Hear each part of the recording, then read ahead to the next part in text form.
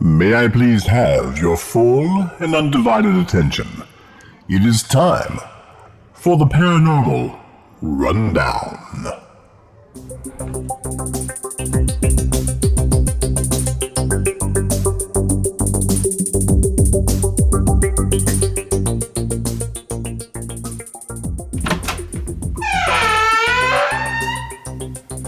Hello, this is Cedric Dankwell-Smythe.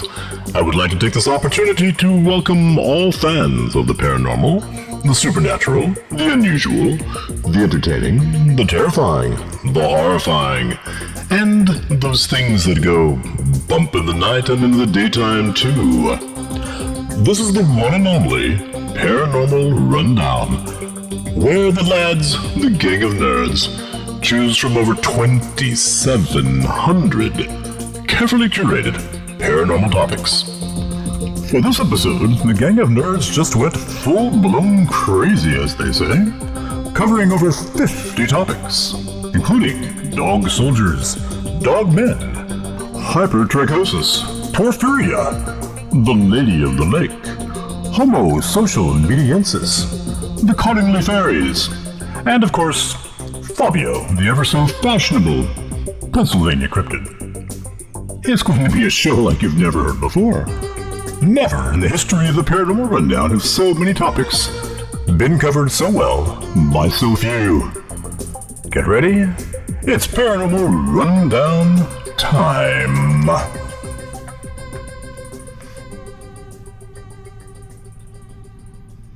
Hello, and welcome to episode 51 of the Paranormal Rundown. Unlike many of our previous episodes, or recent episodes, we have a full crew tonight. We have myself, Vic Hermanson, we have Dave Griffith, we have Father Michael Birdsong, we have Father Josh Birdsong, and we have special guest, fresh from episode 42, Randy, who knows a great deal about the paranormal and talks about it well. And I think, unless anybody has anything else they need to throw in, we'll just get going with some topics. Let's have at it. Let's do it. Let's have some topics. Okay. I have already used the random number generator to give us 6 topics.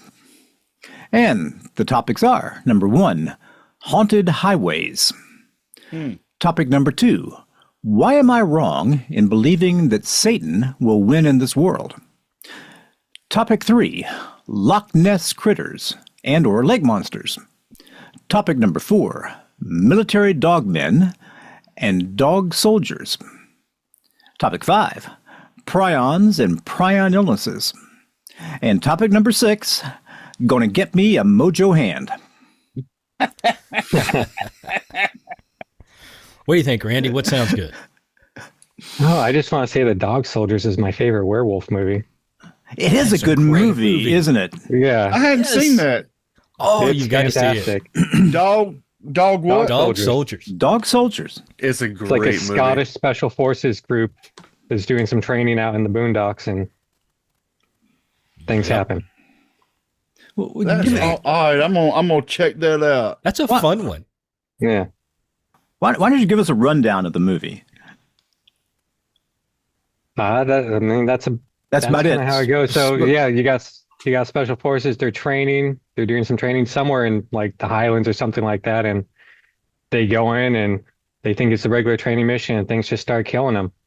And the part that makes it fun to me is it's not your typical horror movie where everyone does really dumb shit. And apologies for my language, but That's okay. really No. dumb stuff. You're fine. No. And just screams and runs away because they're military. They fight back, and it's fun. Well, So it makes it a little bit different than a And lot the of them. setting is great, right? You've got this, sort of dark, cloudy, dark, lush green, Right. mountainous, Yeah. it's, yeah. don't they One of my try to favorite take scenes. refuge in a cabin or a Yeah, there's a cabin. They meet someone who lives in the valley. So, What's your favorite scene, Father Josh? It was when one of the soldiers was in the cabin with the werewolf, and he got into a boxing match with the werewolf. Oh man! Oh yeah. That was great. Josh, find out where I can watch that. It's great because it shows that you don't have to have like this massive high budget, with all these crazy things in it. It's just a, down and dirty guys being hunted by werewolf. It's cool. It's almost like a little bit like the first Predator movie thrown in there. Yeah, same like kind of feeling. Think a werewolf movie with some little bit of Predator vibe. So it's not your typical type of American Werewolf in London show, then? No, I think that's why. But that's good and bad, because then you've got Jenny Agutter.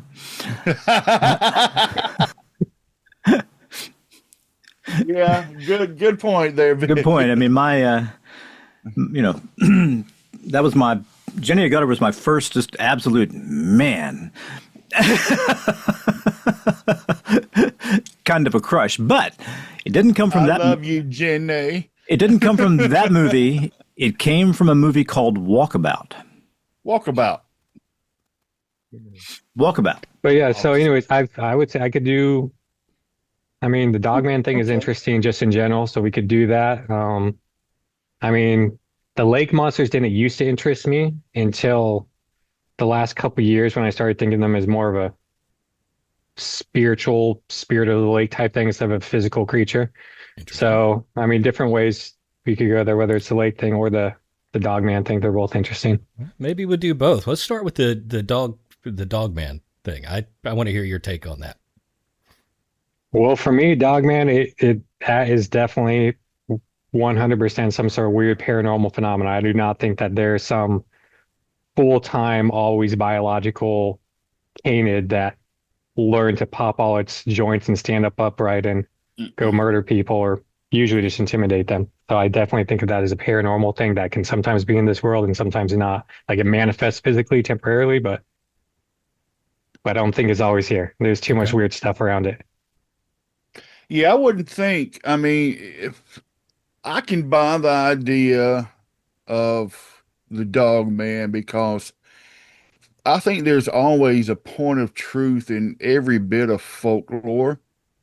Some of it, I don't think it's just happenstance that someone thinks up of these things.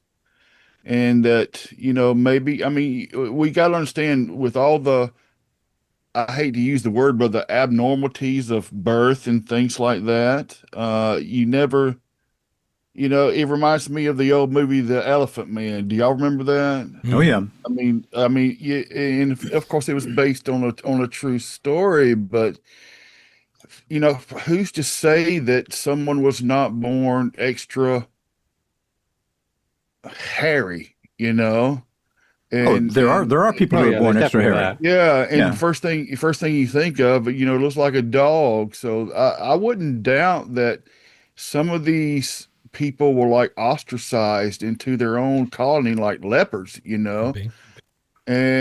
that's where the folklore of the werewolves come from. And I'm sure they had to kill to eat. And I'm sure they had to learn certain things, because I mean, just like the lepers, they were probably put out to fend for themselves in hopes that they would die. That's what they wanted from the lepers in the old days. They put them out in their own colonies, they die, go away, where we don't have to deal with this problem anymore, not knowing that it is a disease that was carried at that time. I love the cat in the background, by the way, Randy. Look at that baby. Okay. That's one of four, and got 2 cats, 2 dogs, so they might run around. The dog's locked up, but as soon as the wife comes out, the dogs will probably explode someone. But then you might see a real life Dogman. So Val Zavala, in our first season, way back, his thought was that Dogman was a sort of a subset of Bigfoot, right? Some sort of variation genetically. Do you remember him talking about that, Vic? Because like the Bigfoot that he saw was blonde. Mm-hmm. And he's like, you can have hair color variations. You got the difference in sort of shape and physique in the skunk ape versus like the traditional, Gimlin film, tall, dark, Like a Bigfoot. blonde German Shepherd type deal. Yeah. Right. And so Yeah, so they're his beautiful, by the way. his thought was it was this just a variation in the species. But what you said was interesting, right? So there's this paranormal stuff around it. So let's talk about that, what you see around Dogman versus what you would see out of a Bigfoot experience. Well, I mean, I've talked about this on the other show that you and I listen to, Dave, but I do have a weird sort of connection to this. So my parents, the same one where my other episode where we talked about the pale crawler thing, right? Right. So 3-4 months after that, well, let me back up. So in the neighborhood, there's like my mom's always like felt like there was someone in the neighborhood, someone near the house that like she always felt something weird from. She wasn't quite sure where it was. It was just like call it a disturbance in the force, if you will. But it was like some weird girl. She always had someone in the neighborhood, and she would always like when she'd be in different parts driving around, she could kind of pinpoint the general direction where it was. At some point, she found this house on a walk that has these amazing, like larger than life metallic sculptures of these wolves in the gate and all that. And that she kind of connects that to this. But so it was, I think it was January or February, a few months after we kicked out the whole pale crawler thing from their house. They have security cameras up at the house, and they usually, when they're not watching TV, they'll leave up the screen that shows like the stuff pointing at the street or whatnot. And one night my mom and pops were sitting in the living room, and my mom, before she just all of a sudden gets this feeling of something's coming, like doesn't know what's going on, and looks up and and she's feeling this before it comes on camera. And right as she looks up, going across the gate in front of the street, in front of the house, she sees what she basically described as, she said a werewolf, but upright, walking on the security camera, walk across the front gate in front of the street, turned, like looked directly into the camera, but she felt that it was looking directly at her, like kind of did like some weird kind of snarly smile, whatever thing. And my mom just starts screaming werewolf as it apparently drops down to all fours and runs off like a wolf. And this was on the security camera, and she like starts screaming like werewolf, werewolf, and tells my pops to back up the camera. So he backs up the camera. So this is on camera. Sort of.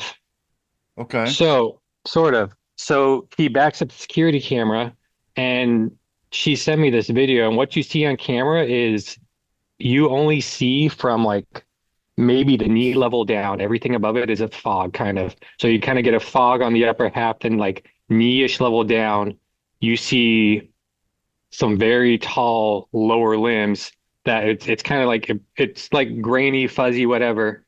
But it looks like you kind of get that elevated heel that people call a backwards knee. That's really just a heel of a dog. Yeah. Right. So you can kind of see a slight shape to that. And you can kind of see like what looks like a pair of legs with like kind of foggy, blurry outline up top. Walk a couple of feet, or it's more than a couple of feet, it's like 10 feet or whatever it is, but walk across in front of the gate. And she thinks you can kind of see it get down on all fours. Some people who have shown it to think that they can kind of see that. It's hard for me to see that. I mean, I believe her.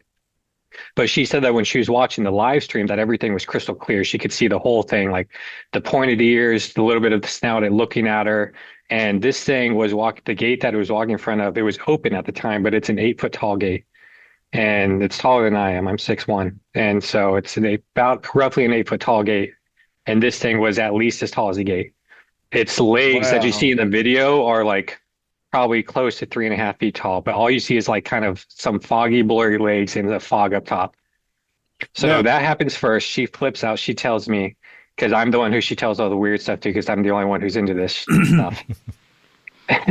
And I get her to send me the video, which my pops is not happy about, because he doesn't want to acknowledge any of this stuff. Not because he doesn't believe in it, but he has the whole, if you acknowledge it, you give it power mentality. Mm-hmm. So he likes to just pretend that it's not there. Yeah. And so he got a little pissed that she sent me the video, but she did. And we looked at it, and I mean, it's interesting. Yeah, but she did that. And then what was interesting after that is very shortly after that, my niece who lives with them, started having, and my mom didn't tell her about this. Didn't tell her what she saw, whatever. It was late at night. Like they were in, like the niece was in bed. She was asleep. But shortly after that, my niece started having nightmares of a wolf on the, like running in circles around the property line and like trying to pull her out of the house, pull her out of the property, like outside the property. And there was like Yeah, did she dreams. see There was the almost like video? it was almost like no, this is dream.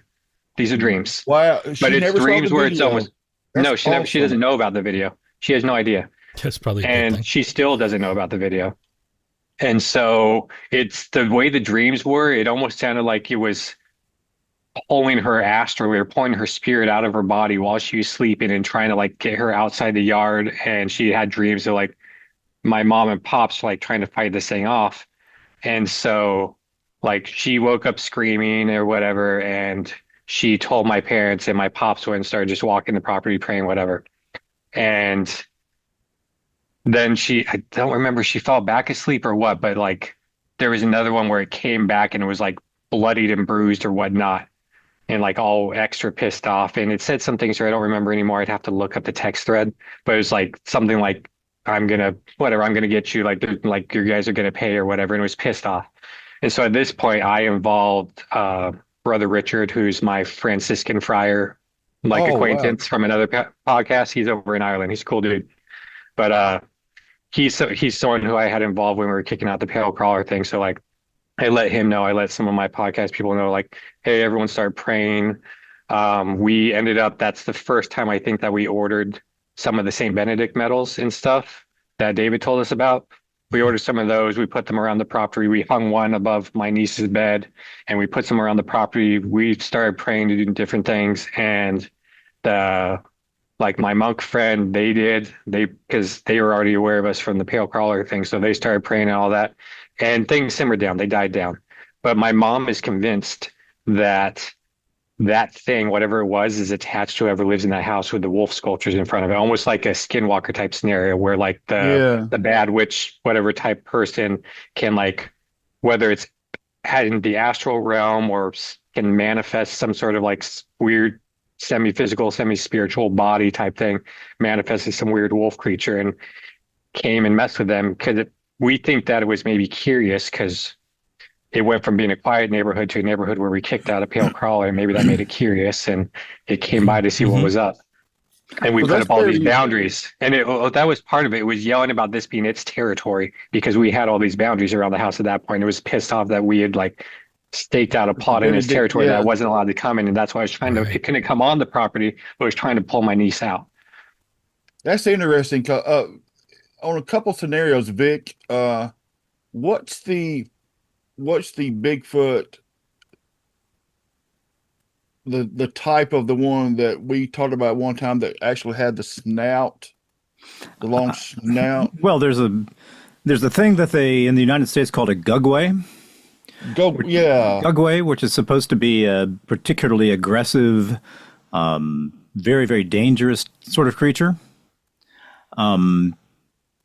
But I don't think anybody runs into those and spends a lot of time talking about it afterward. I mean, those are vicious. Those are supposed to be very vicious kind of animals, or whatever they are. I'm the only person I know who's talked about a Bigfoot type thing with a snout. And see, that reminded me too, because it. Correct me if I'm wrong, but you felt that it connected with you in like a telepathy way, like a mind. Well, there was no mind talk. There was none of this. Hey, you've entered my territory. You need to leave, or welcome. There were mental impressions. On and off. Turn on and off the fear and the smell and all that. Right. Switch. Well, there's no welcome to the woods. I'm your great, natural brother or anything. No, it was just feelings of incredible despair, incredible fear, and smells that didn't behave like regular smells. But it was a little bit more than just a generalized fear. If I remember, you talked about it bringing up specific emotions about what you were going through at the moment. That's what I was thinking. Yeah, about your relationship, about stuff. You talked about. This. Yeah. Right? Kind of. It was like it was rooting around and going, "Hey, press on this button. Press on It's this more than button just right here. Yeah. feel fear. Right. That's interesting, Randy. Well, Randy, I've got a question. Were your parents living in the house with the incredible iron gate with the wolves on it? No. That's not that's not my parents' house. That's like a few blocks away. A few blocks away. Blocks and turns away somewhere in the bigger neighborhood. Okay. Yeah, I was Yeah, and gonna like ask the same thing. she took me on a walk by that house once, and it freaks her out being anywhere near it. Like the closer she gets to it, the more like she gets goosebumps or whatever. Where like it's like her spidey senses go off. Like she gets like almost an electrical feeling from it that like freaks her out. And so Go by I every convinced her normal because I house in wanted the to see the gate. I neighborhood, and convinced then her all to of a go sudden there you once. cross to the Adams family house, right? Yeah, but like the gate is amazing. I loved it. Like I took some pictures of it somewhere I can send you. Like it's really, really cool. Well, I have this total image of like a horror movie image in my house of the house in my mind now, right? Everything's kind of gray and the statues and stone and all this. I mean, it's funny to think about how we look at property and associate history with it that we have no clue. But it's a very movie-like image. I mean, I can see, Ellen Burstyn walking by the gate saying, "What is that?" And then, that night she's talking to her husband, "Hey, have you seen the house with the wolf gate?" Right. And now, I'm picturing like generations of werewolf families living, slowly picking off the people just on the fringe of the neighborhood, right? Yep. So David, like I don't know how this will work, but I'm sending you those 4 pictures I took at the gate on the Discord messenger thing that we've been using because I don't know how to get onto the Zoom. But I'm sending those to you in the private message. Somehow can we get them in the meeting notes? I mean, put them on Imgur or... Well, okay, I'm uploading a couple of them. I'm getting it to work. Oh, that looks cool. Oh, that is freaking cool. The second one. Where am I going to look at this? Oh, the man, chat, it's on the the chat for the Zoom. So these things are like larger than life. These things are huge. And it's metal. It's metal. It's like built right into the gate. Oh, that's man. crazy. Yeah. All right, look, nobody builds that randomly. I'm just they like don't. that. Those things are amazing. I love them. But I'm just telling you, this is a lupid family. This is going back hundreds of years, and this is telling the world what they are. And if you're smart, you'll walk by the gate and you'll say, "I'm going to leave them alone." Yeah. Uh-oh. And Then you have That my is dumbass. really I want to knock on the door and say, "What's up with this? This is amazing." yeah, and if you're not smart, you'll come up and knock on the door and say, "This is amazing." And Yeah, that's what I wanted. Well, and even look in the middle of it, so like graphic. the gate is a tree, like a family tree, maybe. Yeah. That's really cool. Randy, that is cool, man. But look at it, guys. It's so intricate and so graphic. I mean, that is a painstaking task to do something like that. I would love to see that in person. That is But just... The thing is with all the Dogman stories, they're always pissed off. They're always angry. They're always trying to intimidate you. You don't get stories like you do with Bigfoot where it's like it sees you and maybe it growls at you or maybe it just looks at you and walks away or whatever. Every story you get with Dogman, they're pissed off. They're angry. You get a sense of dread. You get a sense of doom. Like it's a palpable, from what it sounds like, it's a palpable feeling you get from all these stories. Like I've met, there was Small Town Monsters did a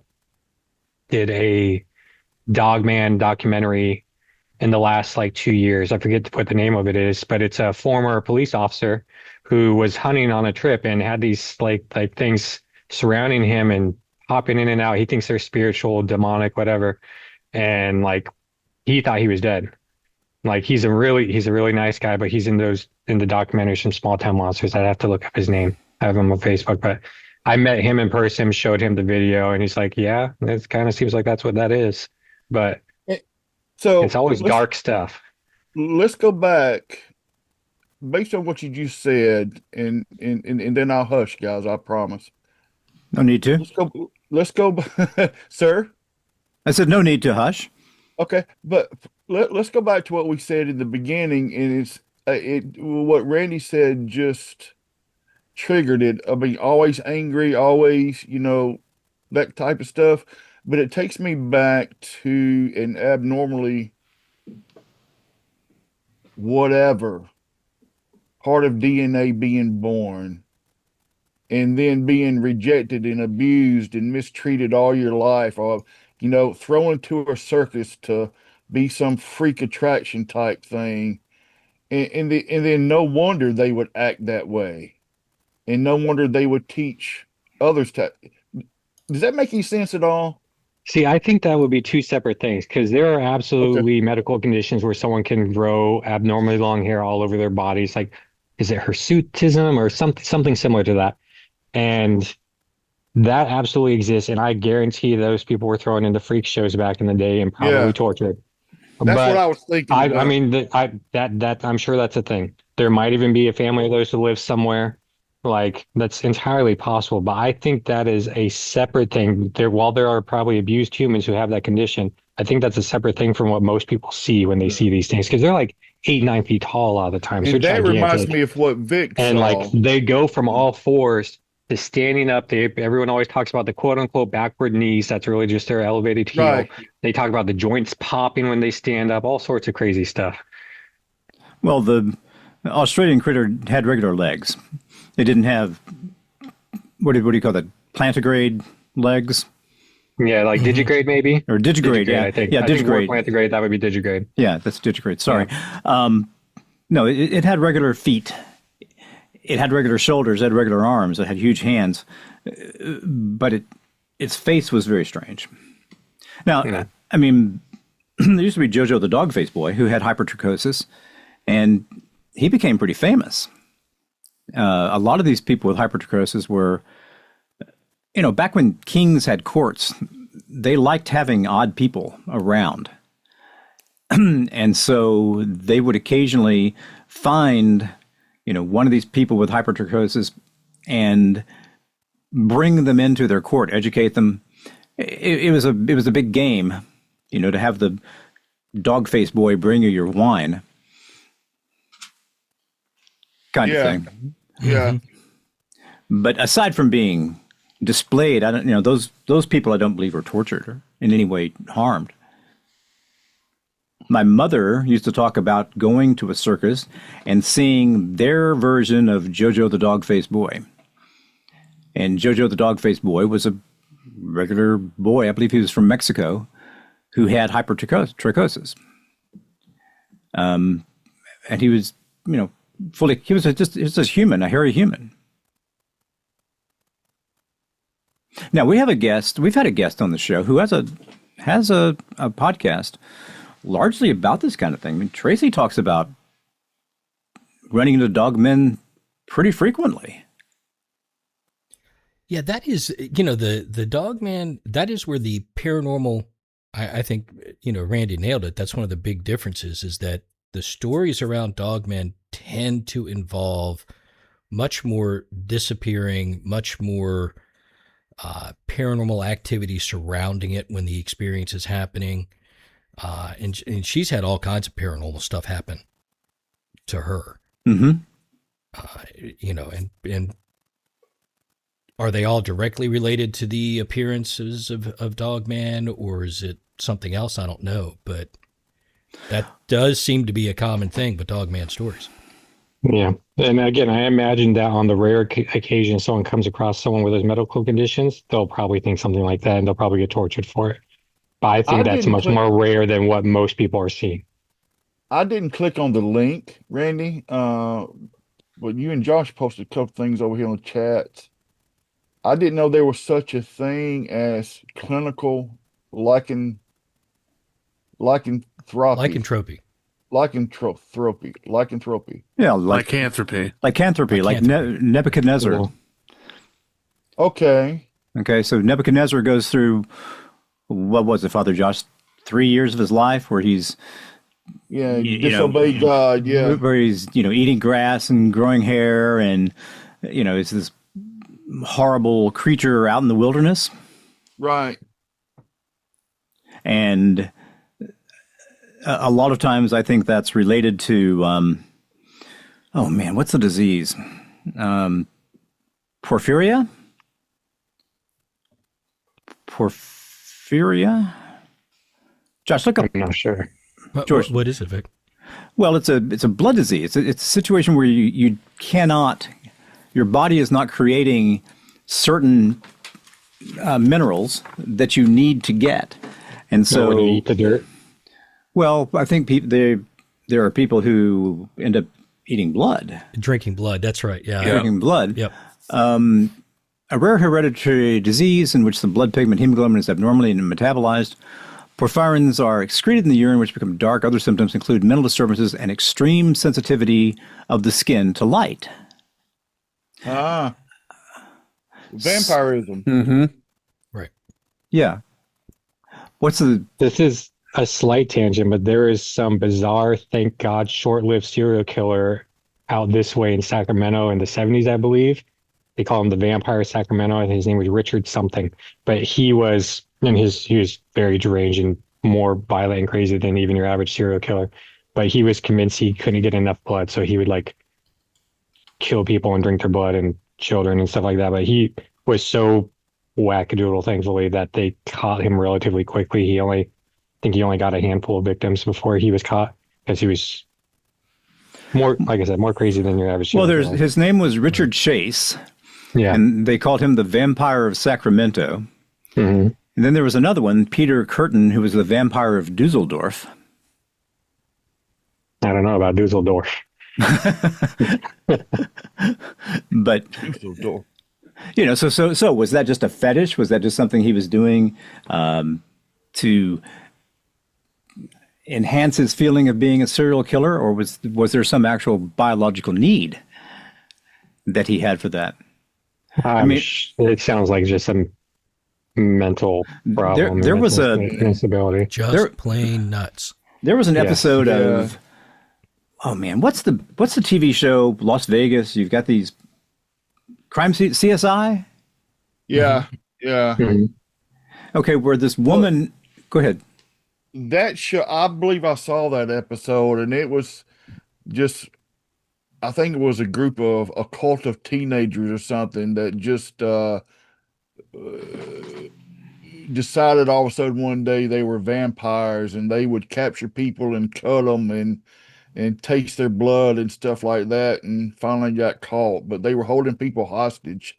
It was on one of the CSI things. That's not the one I'm thinking about. This one, Okay. she had this big monster dog, and the dog had been trained to kill people.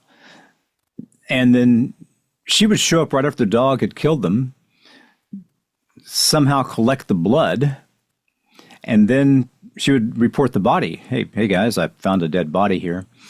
And the police would get there, and all they would find is that the body had been drained, but there was no way really to attach her to the murder. Ah, yeah. And she was the one always reporting them. Hey, that's a 6-1 you found this month. My dog keeps killing people, and I'm drinking their blood. What do I need? Well, let me give you something that I can remember reading one time, and I don't remember exactly where this was, but it was a serious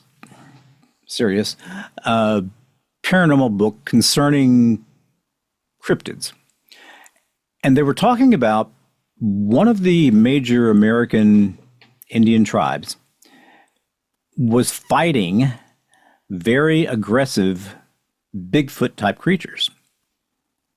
You know, Lovelock Cave kind of thing. You know, these huge things that were cannibalistic. This was up north, wasn't it? Close to Canada? I think it was up north. And the shaman of the tribes in the area got together and said, we need a weapon. We need to create something that can fight against these Bigfoot type critters. And so they created dogmen. You know, so dogmen in this mythos were developed to be protectors of the tribe against these other monstrous animals or monstrous creatures. And how did they create the dogmen? Oh, through shaman magic. Okay. Shaman magic. Through shaman magic. And then the story was that they wanted to have something they could control, but they endowed these creatures with so much power that they lost control of them. And so that's what you're seeing when you see the Dogmen, at least according to this one story. Well, I guess I had always thought from stories we've heard before that the military created the Dogmen through science. But I guess maybe they could have taken the magically created Dogmen and then co-opted them and get them to reproduce for the military. You know, I swear there is another book that I read that was talking about American forces fighting in Afghanistan or fighting in, somewhere over in the Middle East. And they got a plea from the soldiers in the area,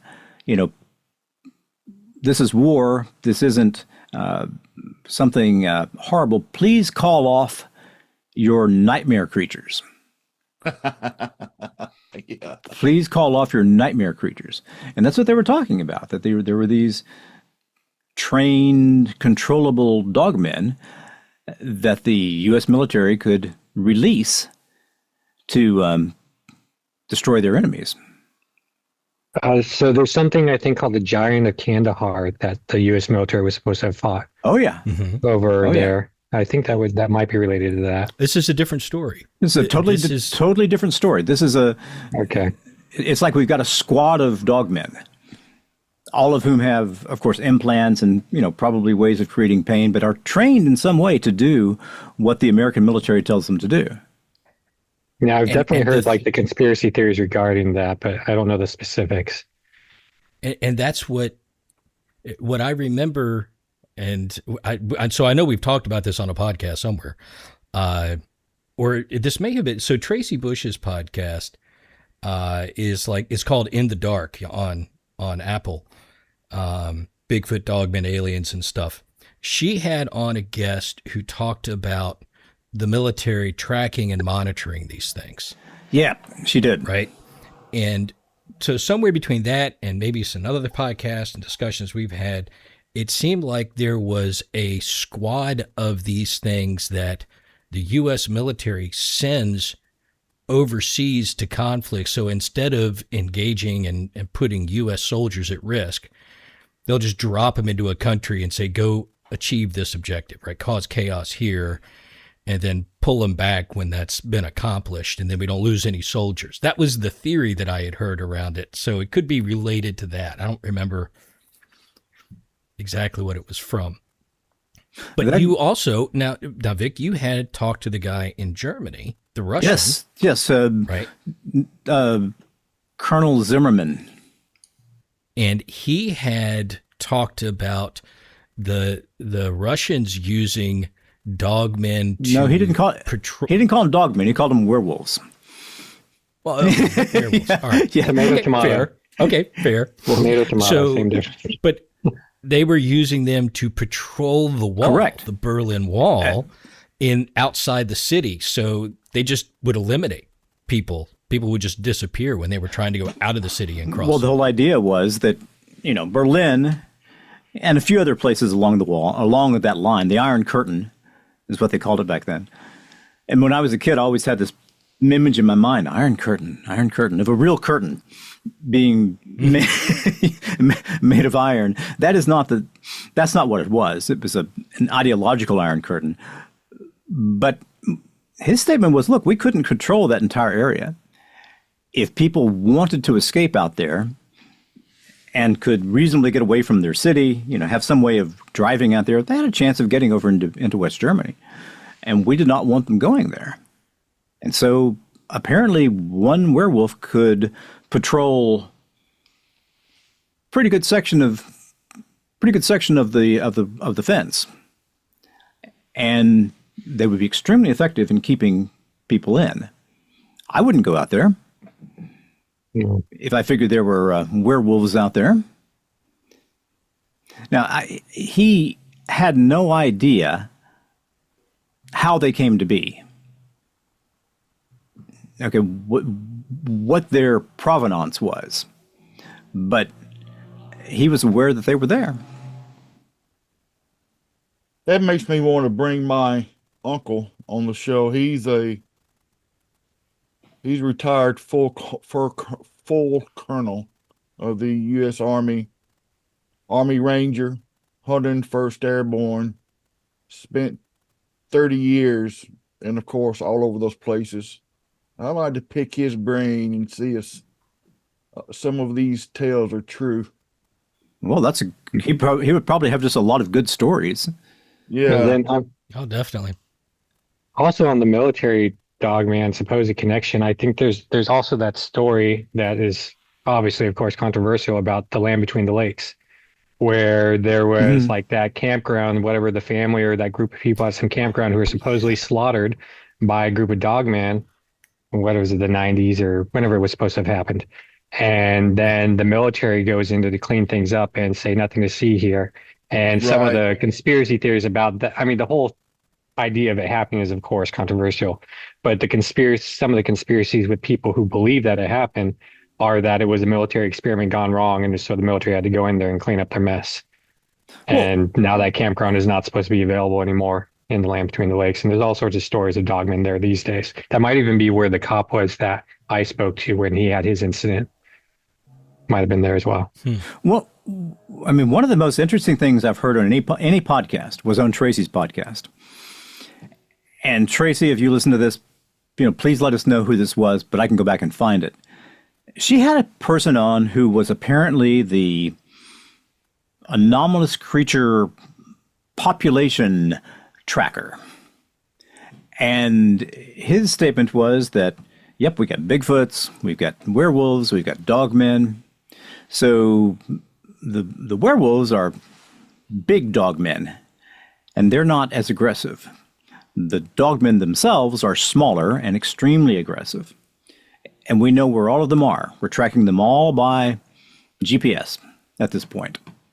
And so there were people who would be calling into the show, and he'd say, well, where do you live? And they'd say, oh, I live in, Martin County, Alabama. And he'd say, Martin County, let's see, you got 9 Bigfoot and 16 Dogmen and 4 werewolves. This is so Jurassic Park. I wonder how much DNA tampering has been done in the secrets. see, but he's one of those guys that was on the show, totally serious. There was nothing in his voice that sounded bizarre. Okay, I listened to a podcast yesterday on my Bigfoot story, which is, I think, a Vic Cundiff podcast. But there was a guy on there who was talking about having a whole family of Bigfoot that lived on his property or around his property. A family of like 20 people. And he'd got to know them over the years. He gave them names. This is Sissy. This is Butch. These are all the Bigfoot that live here. I know them all. I gift them bread. They gift me things. And he was telling all these little anecdotal stories about these various Bigfoot. But man, the whole podcast, I was getting the feeling like, this is the town BS master.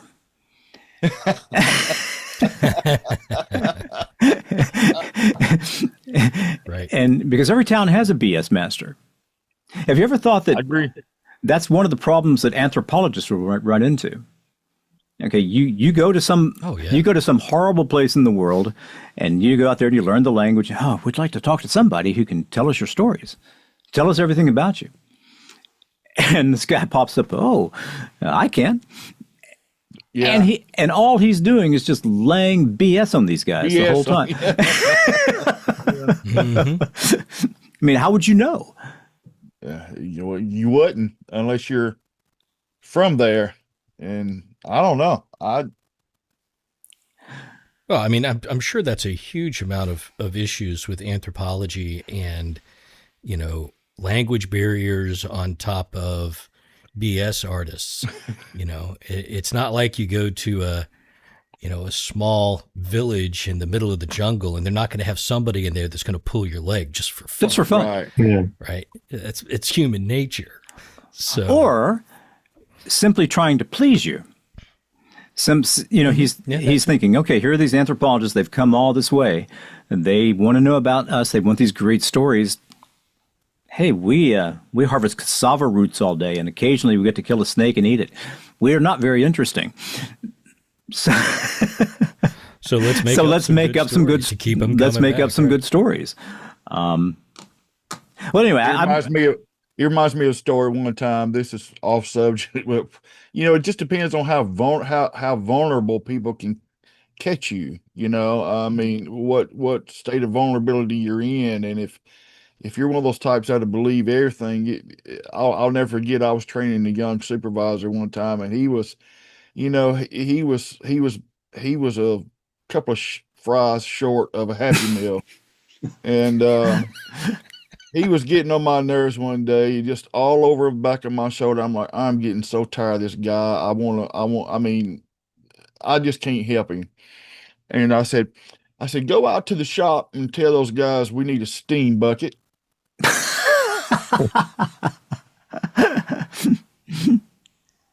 And he did. And the guys called me. What do you want? I said, I want him out of my hair. And so one of the guys found a bucket and put a lid on it and blew some air into it and covered it up real quick and wrote steam bucket on the side of it and handed it to him. And they gave you what, a 30-minute reprieve?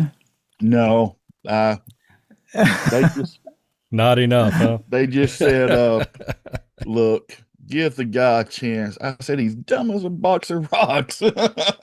Give him a chance. I said, okay. All right. Well, I mean, there's a tradition in at least the Navy, probably other parts of the military, of them trying to send you on a useless search for some bullshit object. Someone tried pulling that with me when I was in the Navy, and I immediately knew like they're full of crap. Like this does not exist. Right. So they told me to go find. I'm like, yes, sir. I'll get right on that. And I went and took a nap, and they got a little bit pissed about that. But it's like if they want me to run around for a couple hours, might as well get a nap. I was sleep deprived. That's right. Deployment.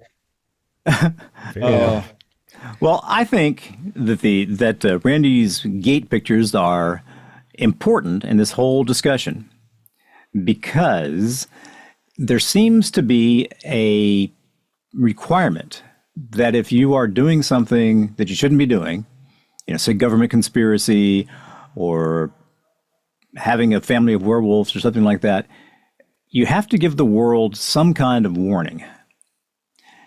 It doesn't have to be a very clear warning. It doesn't have to be a sign that says, hey, come in this neighborhood, we have werewolves. It could certainly just be the wolf sculptures. And anybody smart enough to look at this would say, this is unusual enough to be something I should probably pay attention to. Right. Richard Hoagland used to talk about, anybody remember Richard Hoagland? The name rings a bell. Yeah, the name rings a bell. That's it. Okay, Richard Hoagland at one time was a serious scientific journalist. He was the scientific advisor to Walter Cronkite.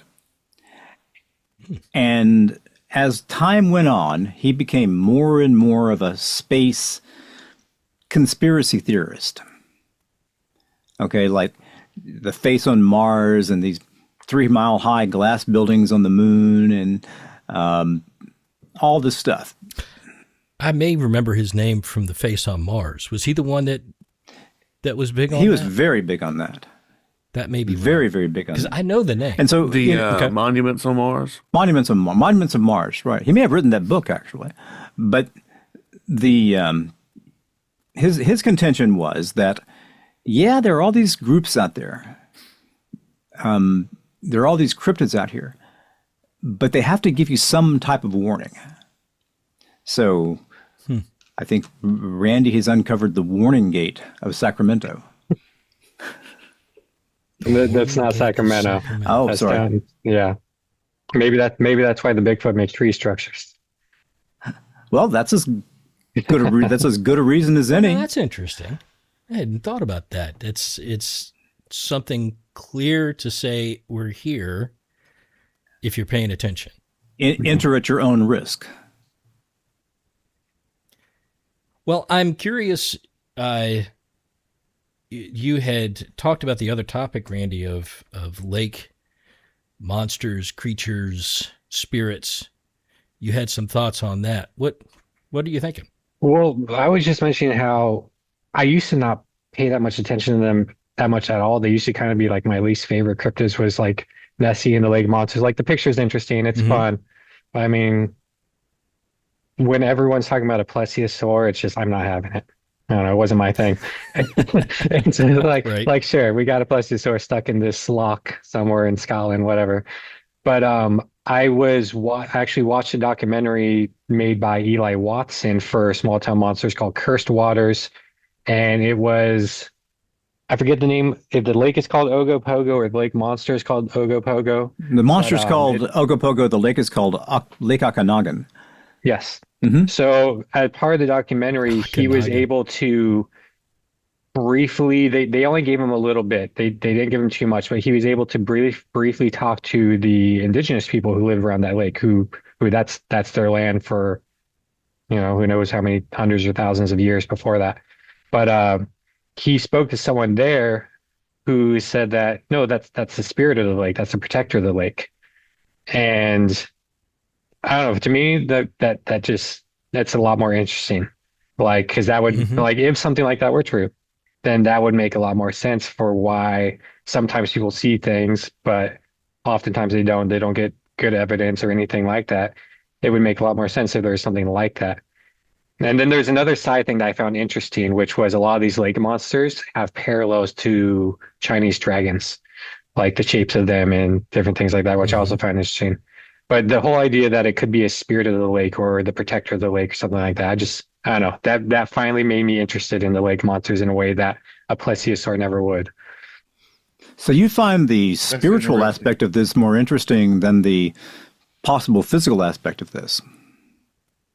I do. I just think that if something's going on, I feel like that would be more likely to me than us still having a plesiosaur that we can't find. That would be my stance on it too. I'd be right there with you saying, What about a Well, I mean, And I mean, a You lot have- of these you have lakes, to think there's monsters of all sorts of different lakes. They're all similar, and I don't know. Maybe it's just a fantasy lover in me. I just find that much more interesting.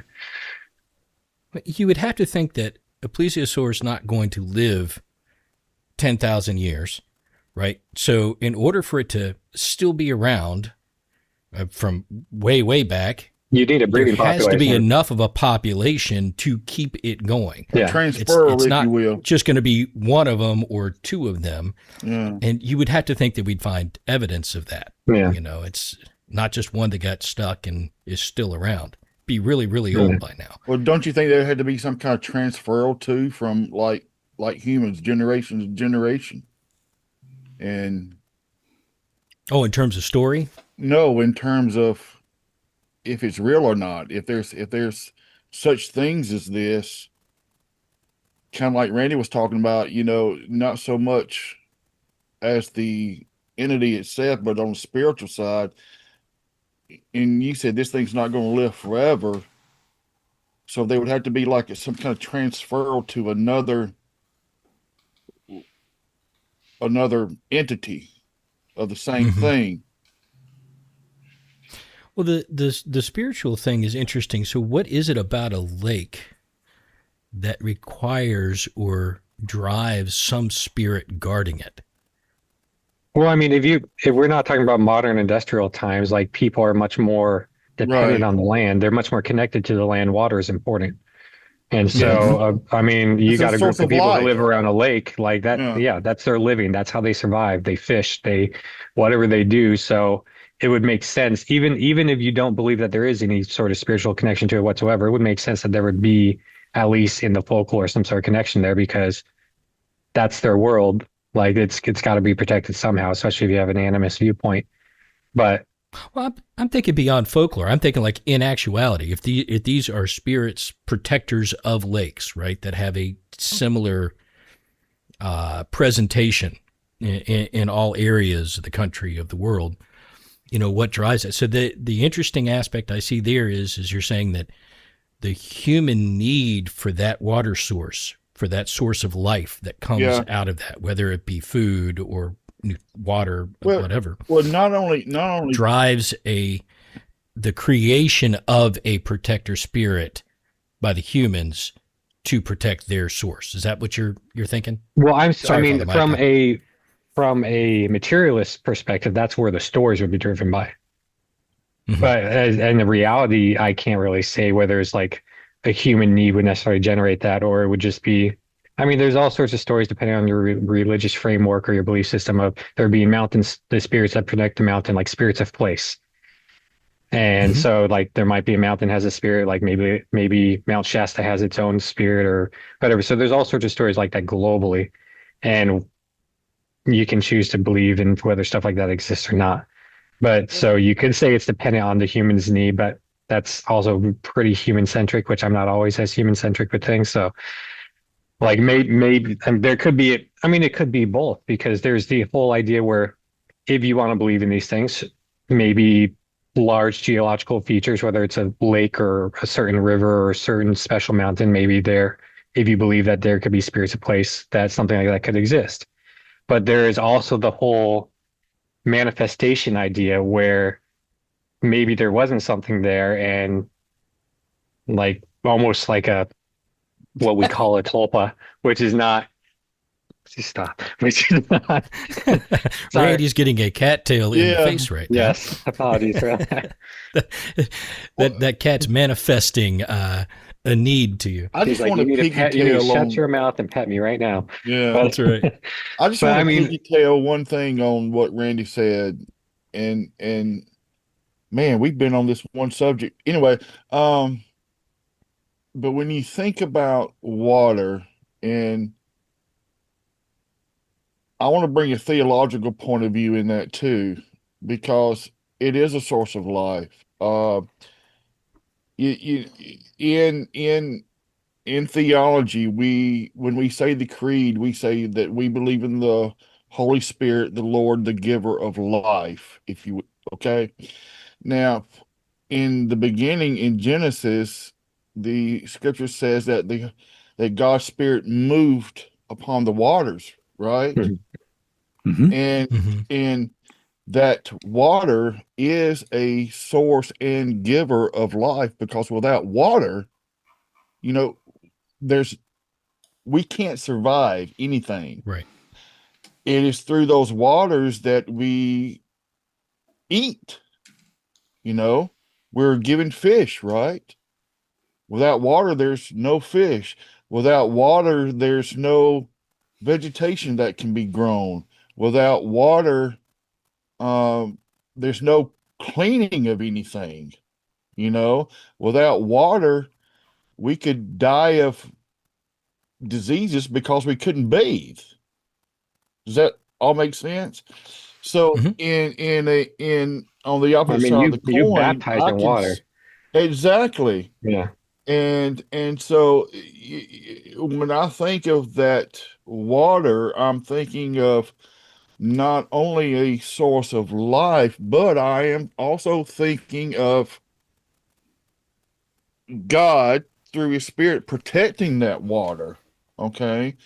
So water is cherished. I mean, Well, let's talk about the jug of water that's behind me it's here right now. same right? point. That water has been changed. Yes. And so there are two spiritual aspects of that water. And there's another Before it was ingredient. blessed Yeah. and exercised, Yeah. and after. Before it was blessed and exercised, it had the spirit of the demonic in it, Exactly. right? The spirit of the world, you know, as you know, Scripture says, this is Satan's domain, right? Right. So, and when you exercise it, you kick that out and you infuse it with the Holy Spirit. Exactly. And not But in both cases, it's got a spiritual aspect. one or the other. And not to go to the other subject, but I thought it was fascinating. What was it, Vic? Am I wrong in saying that Satan, what of this world, would conquer this world, or Why? Well, the topic was, why am I wrong in believing that Satan will win in this world? Okay, all right. The answer to that. Now, hold on. I'm not trying to throw everybody off of the theology. They're not wrong, Right. and here's the reason why: is because of original sin, and even Christ said, "You are of your father of this world." Okay. Hmm. Okay. And the scriptures tells us that there will be a new world and a new kingdom. Okay, now let's take that back to the water and what Randy's saying. Something has changed in that water to bring blessing to that water, to bring life to that water, to bring provision to that water. And the water behind you, even, it has another ingredient called salt.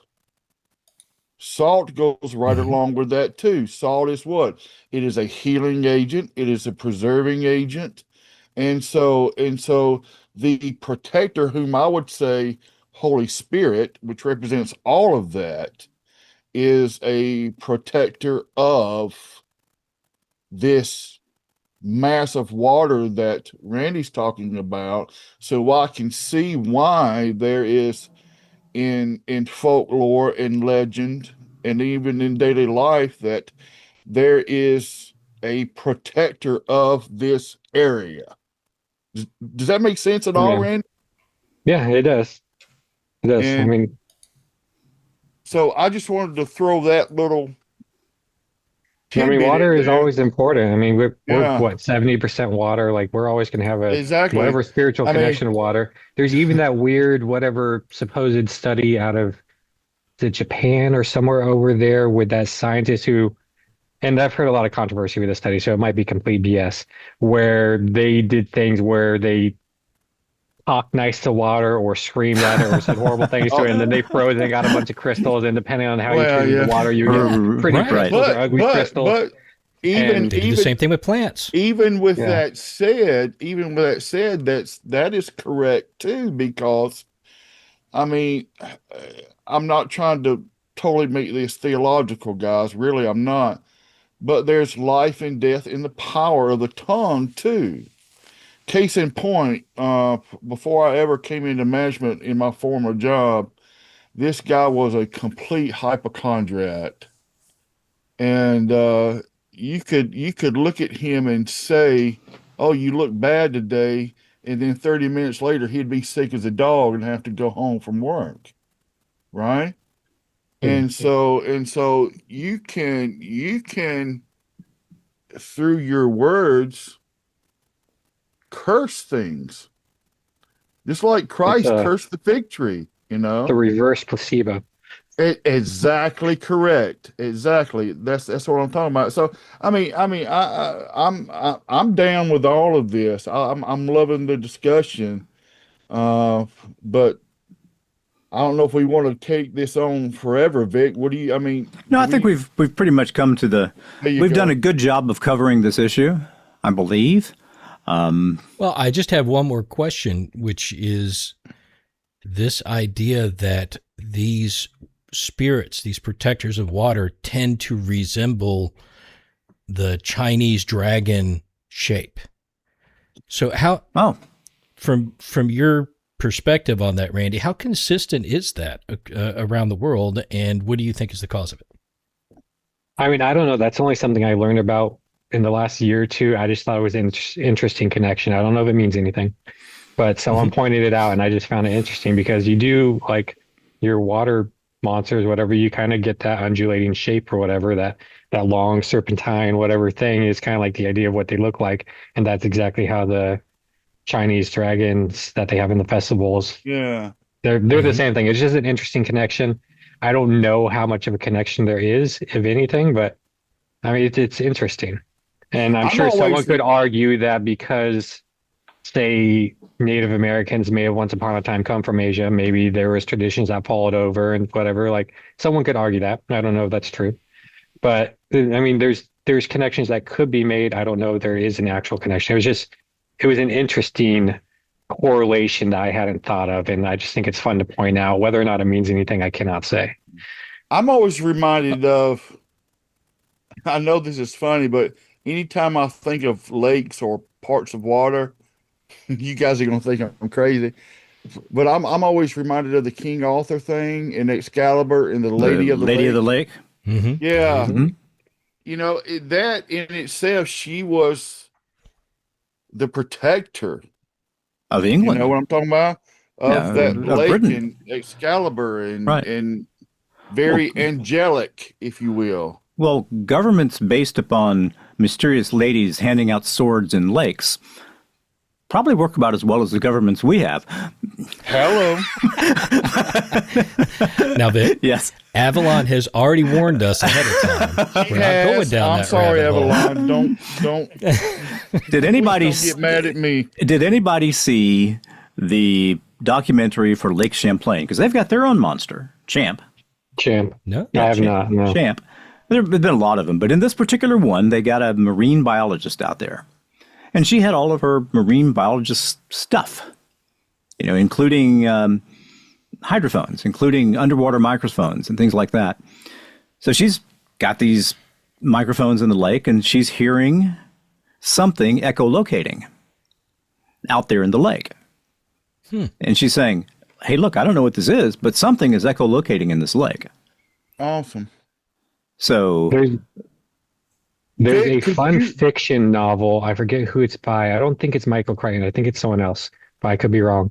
But it connected both the Loch Ness Monster and like the bloop, Wow. bloop in whatever, and the Sargassum Sea and all sorts of different things where basically their idea was that there's underground tunnels connecting Loch Ness to the Yeah. ocean, and their idea was something about eels, like basically giant eels that would travel these tunnels and they'd go into Loch Ness to breed, or maybe it was the other way, maybe they'd hang out in Loch Ness and go to the Sargassum Sea to breed. And the idea in the fiction novel was that they were responsible for the bloop, and so that was a fun one. I think maybe that Honestly, author I was saw a named. documentary about that. Some series. It was maybe a father and a daughter or something, but they would go out in the boat and like sonar throughout the whole lake back and forth and find things just like Randy was. If I can find that, I'll send it. But Vic, if you don't mind, could you ask Avalon a question for me? If she's listening, yes. I would like to have her take on the Lady of the Lake. The Lady of the Lake. Okay.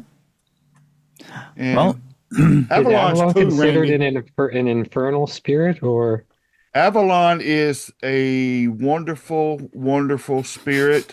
But if you piss her off, she is very smart-mouthed. I'm just wondering if a man of the cloth should be beseeching a spirit like Avalon for anything. well, we've got Avalon, you I don't mean- want to make Avalon mad. Now, Mr. What's his name? Cedric. Cedric.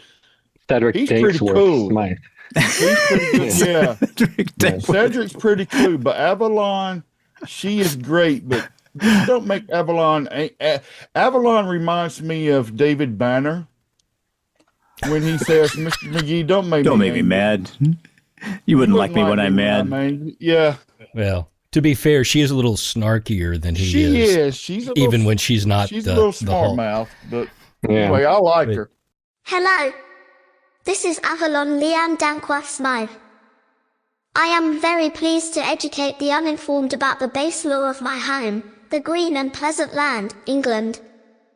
In fact, there are many variations of the legend, and sightings of the lady continue to this day.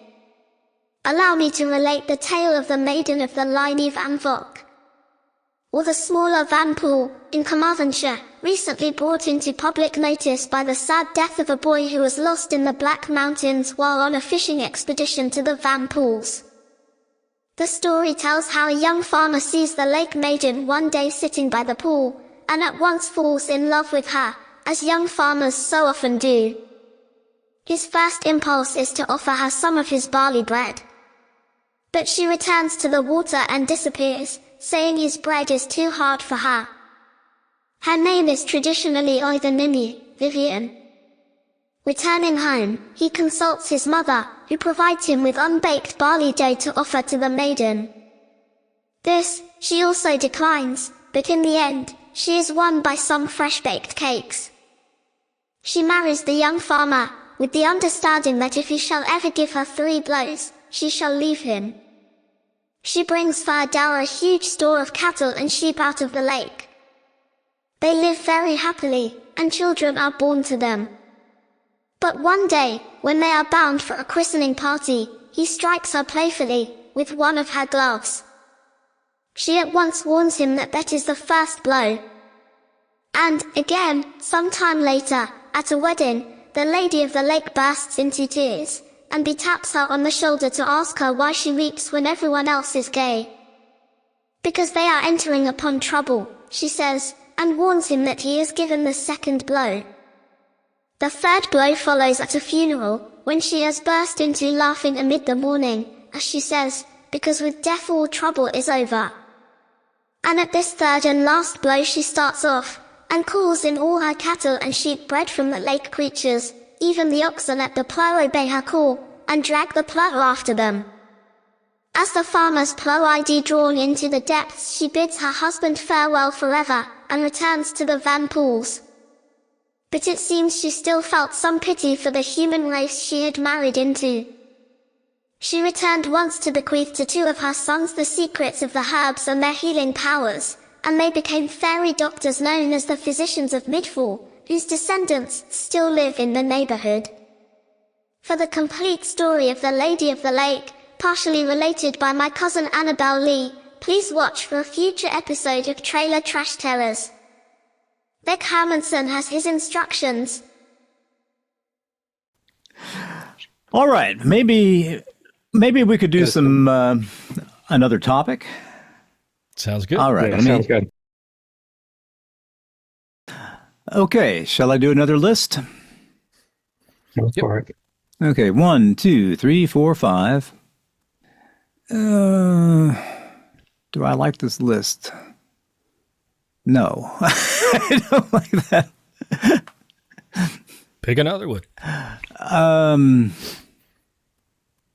Boy, I'm having trouble here. You only have 2,700 topics to choose I know, but from. sometimes just grab 6. Sometimes it puts up a crummy list, something that nobody really knows anything about. All right, let's try this one. All right, we have 6 lists, or 6 topics. The first topic is, our species is now Homo social-mediensis. This is a terminal evolutionary state. Discuss. Topic 2, the Pauli exclusion principle. And I have on here one of the reasons we exist. Topic 3, Halloween. Topic 4, sin eaters. Topic 5, Green Children of Woolpit. Topic 6, why do paranormal things frighten us? Green Children of what? Woolpit. Woolpit. Okay. It's the UK, right? Uh-huh. Back in the day, like hundreds of years ago, something like that. Yeah. Yeah. Do you, What do you think, Randy? And does that one grab you or anything else? The Green Children of Woolpit is interesting. What did the second one mean? Like, you said something about the origin of people? well, the Pauli exclusion principle has to do with states of electrons. And I'll just read what it says. The Pauli exclusion principle states that no 2 electrons in an atom can have identical sets of 4 quantum numbers, meaning no 2 electrons can occupy the same quantum state. Now, what that comes down to is persistent, stable matter most of the time. So I don't know if you've ever thought about it, but we live on a planet where if we place a rock in a field and go away for 100 years and come back, the rock will still be there. It will not have changed a great deal. Our bodies don't change a great deal from day to day. That's because we've got molecular stability. That's one of the reasons that we exist. And it's kind of an indication of the weirdness of the Paranormal Rundown list. That sometimes I strayed into areas that aren't exactly paranormal. Well, but there may be paranormal implications. So, what would you guys like to discuss? Well, I just want to say one thing about the first object on the list about Homo sapien, social media ents, whatever. Homo social media. Yes, if the Fermi's paradox, if the answer to the Fermi's paradox is the great filter, and the great universal filter is social media of species across the universe, I find that highly depressing. It is very depressing. I've thrown that. That's all I really want to say on that topic. I have thrown that idea out. I mean, it's not a matter of. I mean, they always talked about Fermi paradox being that, we get to the point where we've got nuclear weapons, and we blow each other up. No, we don't. We don't have to blow each other up to where we never go anywhere. All we have to do is make people so unpleasant and uncooperative that they can never get anything done. So we're not glowing in the dark. We're just all pissed off and useless. I found the idea from the 3 Body Problem books about like the quiet force hypothesis. I found that kind of interesting and freaky at the same time. But so I enjoyed that series, the first season of it. Tell me, elaborate on what you're talking about. That would be spoilers. The quiet force. Do you want spoilers? Because I read the books in the past few months, so that would give you spoilers. I don't mind spoilers. But as to the paranormal rundown audience, we are about to hear some spoilers concerning the 3-body principle. If you don't want to do that, then jump forward 10 or 15 minutes. So basically, the quiet forest idea was the answer to the Fermi paradox in those novels, where any intergalactic or any interstellar species, it's kind of like being an animal in a dark forest. Or a quiet forest. You want to be quiet. You don't want to be known, because if someone finds out that you're there, they're going to eat you. Right. And even if they're not predatory, they might be concerned that one day you're going to grow up and be able to eat them. So it might as well take you out now before you become a threat. And so the whole dark forest thing with that series was the idea that the reason why you don't get chatter and you don't hear much from the maybe thousands or tens of thousands of species that are out there in the stars is because everyone wants to keep their mouths shut, so that, because if they peep up, either someone highly advanced and predatory is going to take them out, or someone who is maybe highly advanced now but knows that evolution and technology is not on just like a steady state scale, that sometimes there are going to be massive jumps like our technology age. And you never know when a species is going to make a massive jump that takes them from the Stone Age to much more advanced than you are. And so they start hyping up, you better shut them down. Sorry, my language. But you better shut them down before they can grow up to become a threat. So anyone who makes their presence noticeable on a galactic scale gets nuked, or they take out their son, or do all sorts of different things just to murder them, basically. And then it goes beyond that, and it talks about things that happen after that possibly happens. Like, so it's an interesting series. I enjoyed it. So it's interesting. Unlike maybe the smarter species that are spread out around the universe, we can't shut up. But yeah, we're broadcasting every day. No philosopher and scientist was like smart enough to think the implications of that through.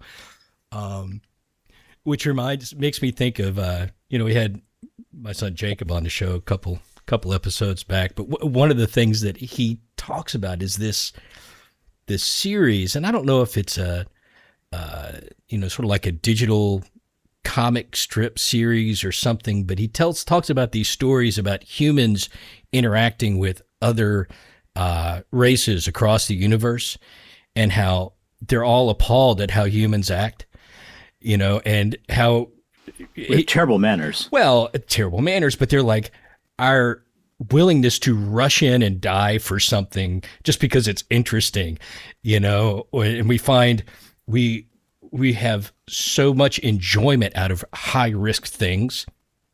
And, the caffeine use, there's some really fun, I'll have to find links to that, have him send it to me. But like one of them, he talks about his pets, we go out and we find like the most dangerous creatures in our environment, and we make pets out of them. Pet snakes, pet tigers, pet whatever. We have this human behavior that is not risk averse at all. That's just what made me think of it, is like everybody else in the universe is quiet, but we're like, hey, look at us. Avalon, would you be so kind as to give us a few examples of this human stupidity? I'd be happy to. On the website boardpanda.com, under the post, Humans Are Weird, Adrenaline Revolver said, Commander, we must update the code of conduct to include the humans. Why? Are they more aggressive than we anticipated? It seems to be the opposite, Commander. Just this morning a crewman nearly lost their hand when attempting to stroke an unidentified feline on an unknown world. Their reaction to the attack was to call the creature Mean Kitty and vow to win it over. Upon inquiry, it seems they bond so readily with creatures outside their species that they have the capacity to feel sympathy for an alien creature they have never seen before simply because it appears distressed. I hate to say this, Commander, but we must install a rule to prevent them from endangering their own lives when interacting with the galaxy's fauna. I see what you mean. So be it. From now on, no crewman is allowed to touch unknown animals without permission from a superior officer. And send a message to supplies about acquiring one of these puppies, so that their desire to touch furred predators can be safely sated. Here's another example.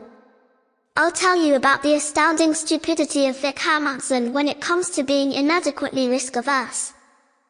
When Whitley Strieber first published his book, Communion, in 1987, Vic read it very carefully and then read it again.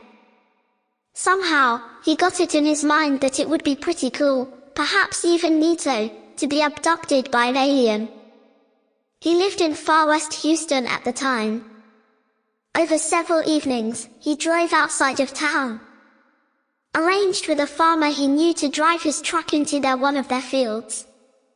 Sat in the back of his pickup in an old folding chair listening to Lightnin' Hopkins on a boombox, while eating collages from Shipley Donuts, and drinking Diet Dr. Pepper. While occupied thusly, he engaged himself in intermittently shining an extremely powerful flashlight, a borrowed Maxabeam searchlight, MBS, for 10, with 12 million candle power up into the air. Sometimes he even used Morse code to tap out, "Here I am, come and abduct me, let's get this show on the road." He did this over multiple nights in a several-week period, somewhat to the chagrin of his far more intelligent wife. As far as he can tell, and because he has no anomalous scoop marks on his body, or any changes in bodily orifices, or screen memories of friendly owls, he failed in his earnest endeavor to be abducted. But we're fairly sure that no other species in the universe will deliberately place themselves in the line of fire to be abducted by an unknown, perhaps dangerous, clearly creepy, perhaps even instantly fatal alien species. Vic Hermansen is, after all, a major dumbass. Consequences, forget about that. We don't care. Well, isn't that kind of what Ender's Game partially was about? That, after we were attacked by the buggers, we found that, hey, look, we're a speck of dust sitting in the middle of a massive void, and something horrible could come from any direction at any time. And there's no way we can monitor everything. Nope. I mean, it's hard enough if they could come just in 2 dimensions, but in 3 dimensions, billions of different possible vectors where they could come to kill you. Speaking of things coming here to kill us, topic of the time. What do you think of 3-Eye Atlas, Randy? I mean, I've heard interesting things. Like, I understand the whole idea where people find it freaky that its closest approach to the planet Earth is when it's on the opposite side of the sun as us, so we can't get a good look at it. But I don't know. It's from another star system, so it's like there's not much we're going to know about it. I find the idea that supposedly there was a tail in front of it and not just behind. I found that interesting. But I also think that Avi Loeb has gotten a little bit too hooked on his whole media personality, and that's why he wants Kim Kardashian to join his little research team just so that he can get information. Oh man, it's like What does he Like, want? I think he's gone off the deep end a little bit. Wait a minute. Wait. A little bit. Kim Kardashian being So part of a Abby scientific Loeb team? got pissed off because Kim Kardashian. Well, I don't know if he's pissed is the right word, but apparently Kim Kardashian, because Abby Loeb will send like questions and stuff on whatever it is, Twitter or X or whatever nonsense, to like say the head of NASA and like, what do you think of this? Don't you find this interesting? Because he's been throwing all his stuff out there lately about Atlas and the two other ones before that. And I guess the NASA guy kind of ignores him because he's always talking about alien stuff now. And Kim Kardashian like tweeted or something to the head of NASA, and he answered her. And so he's like, "Well, let me invite Kim Kardashian on my team so that maybe they'll talk to her. They won't talk to me." I don't know. It's a stunt. Like, I think this dude's like, it's fun ideas, but I think he got a little too hooked on the limelight, and he wants to keep his name in the news. So if that takes Kim Kardashian, he'll do it. Yeah. Wow. Yeah, That's commitment to being in the limelight. Yeah. because I know that when I think of serious science, the Kardashian I think name of the is the Kardashians. first name that pops up in mind. Right, absolutely. Mhm. Isn't there a Star Trek species of like Earth enemies called the Cardassians? I don't know enough about Star Trek. It is something like that. Hang on. Star Trek. I bet you they spelled it with a C. Yeah, I don't think it was. Cardassians. Yeah.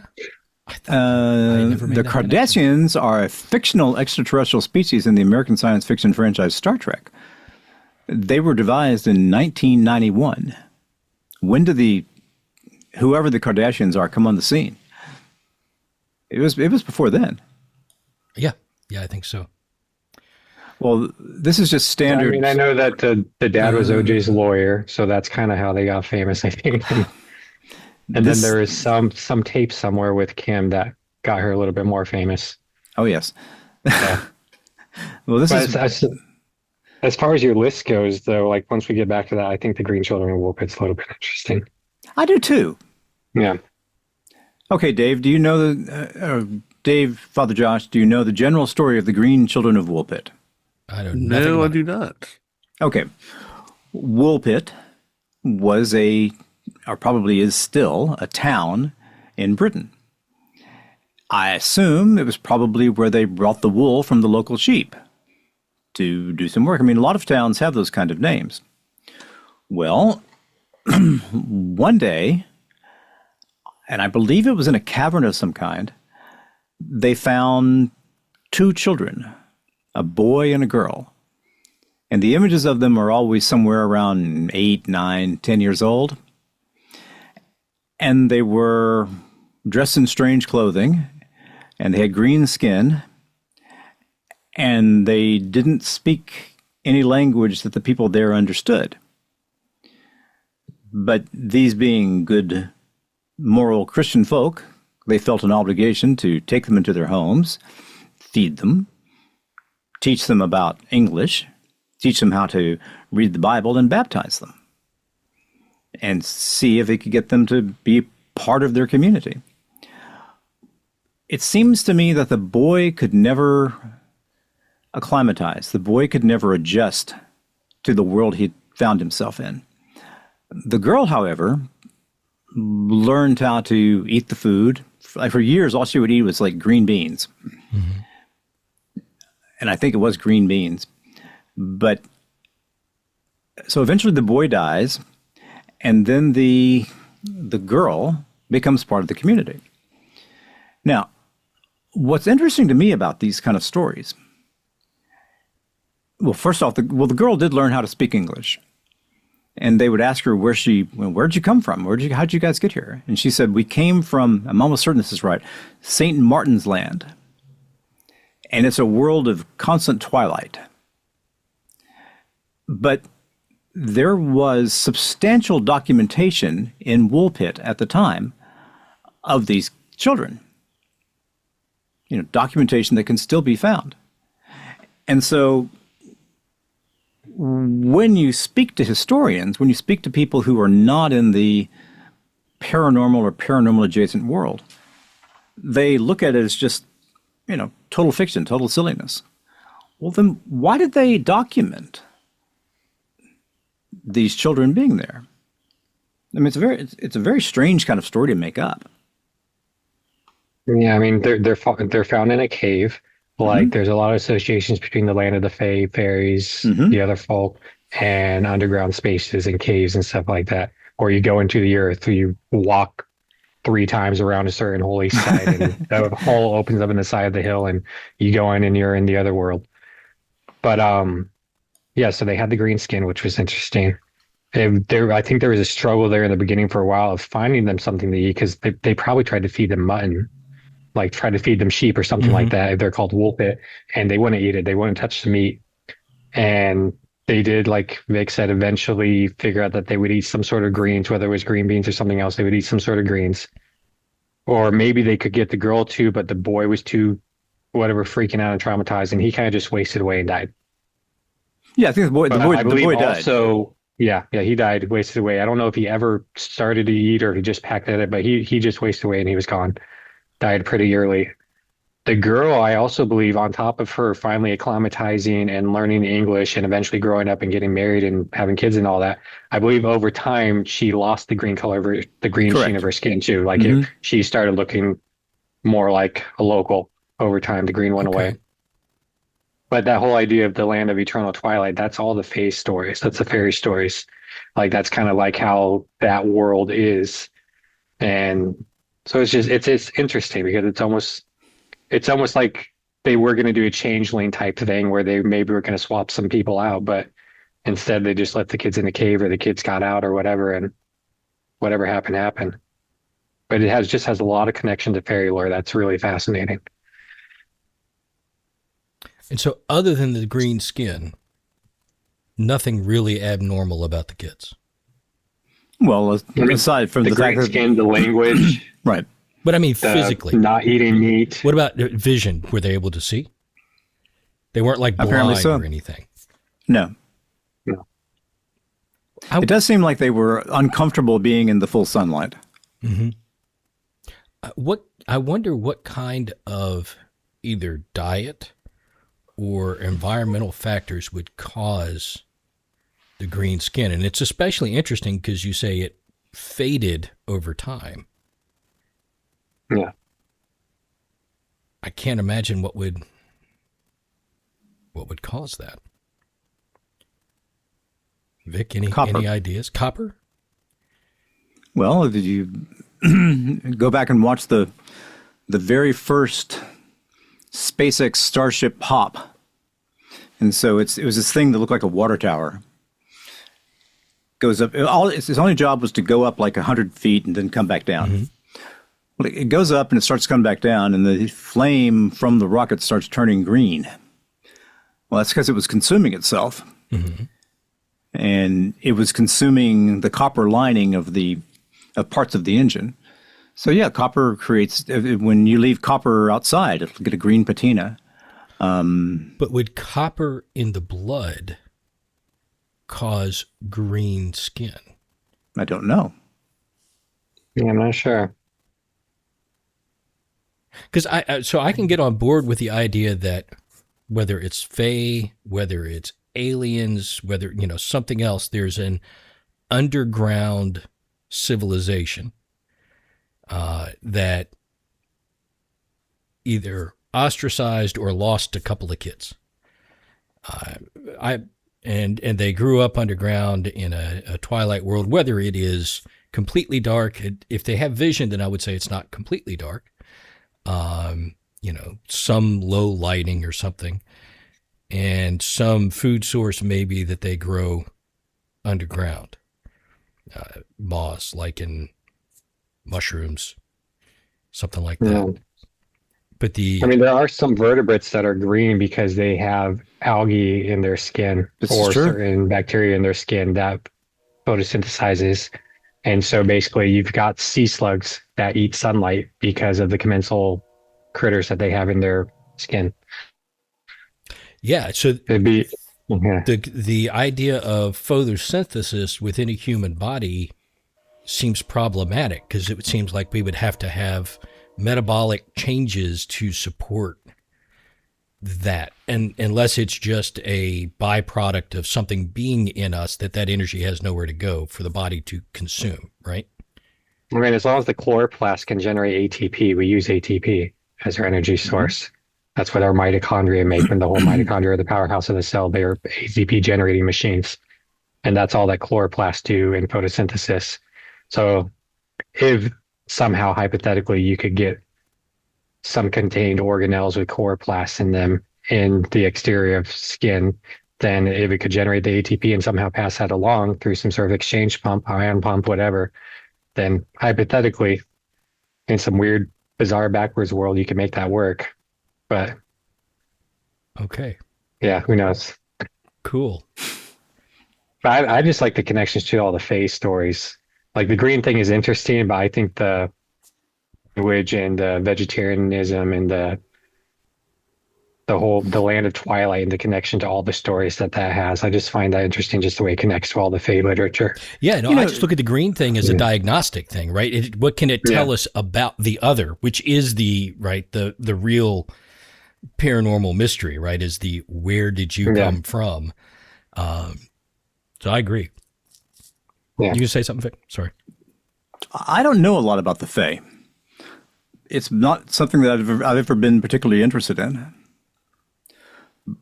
But it is something that a lot of people are interested in. So if Randy knows a lot about that, perhaps he could give us an overview. I mean, I don't know a lot. Someone who would know a lot would be someone like Morgan Daimler or something like that, who does a bunch of research on that. But I mean, there's just all the different stories. Like there's different places they call them Fae. They call them the good folk. Some people say they don't like to be called fairy. There's differences. Even across the UK, there's all sorts of differences depending on where you are. If you're in Ireland or Scotland or Wales or whatever, there's all sorts of differences between the way they work. And some places have the courts that they talk about, the fairy courts, the winter court, the summer court. Some places don't. Some of that's just novels. I know it's not Tinkerbell. Like, it's not some cute little thing. That's too bad. It's like, oh, like. But do you know that for sure? I mean, it could be a very angry Tinkerbell. Yes, let's patter and get some pixie dust on us and we can fly away. But I find usually they're a lot more mercurial and almost amoral, not immoral, but amoral. And they're just as likely to murder you and kill you and flay your skin off for fun as they are to give you some sort of bounty. Like there's something to be cautious of, something to be careful of, and to treat with respect. You don't want to anger them. You don't want them to catch you looking at them when they don't want to be seen. If you happen to be someone who notices those types of things, like don't draw attention to yourself, because once they know, they might come and F with you. Like, and they might do horrible things to you, like just for fun.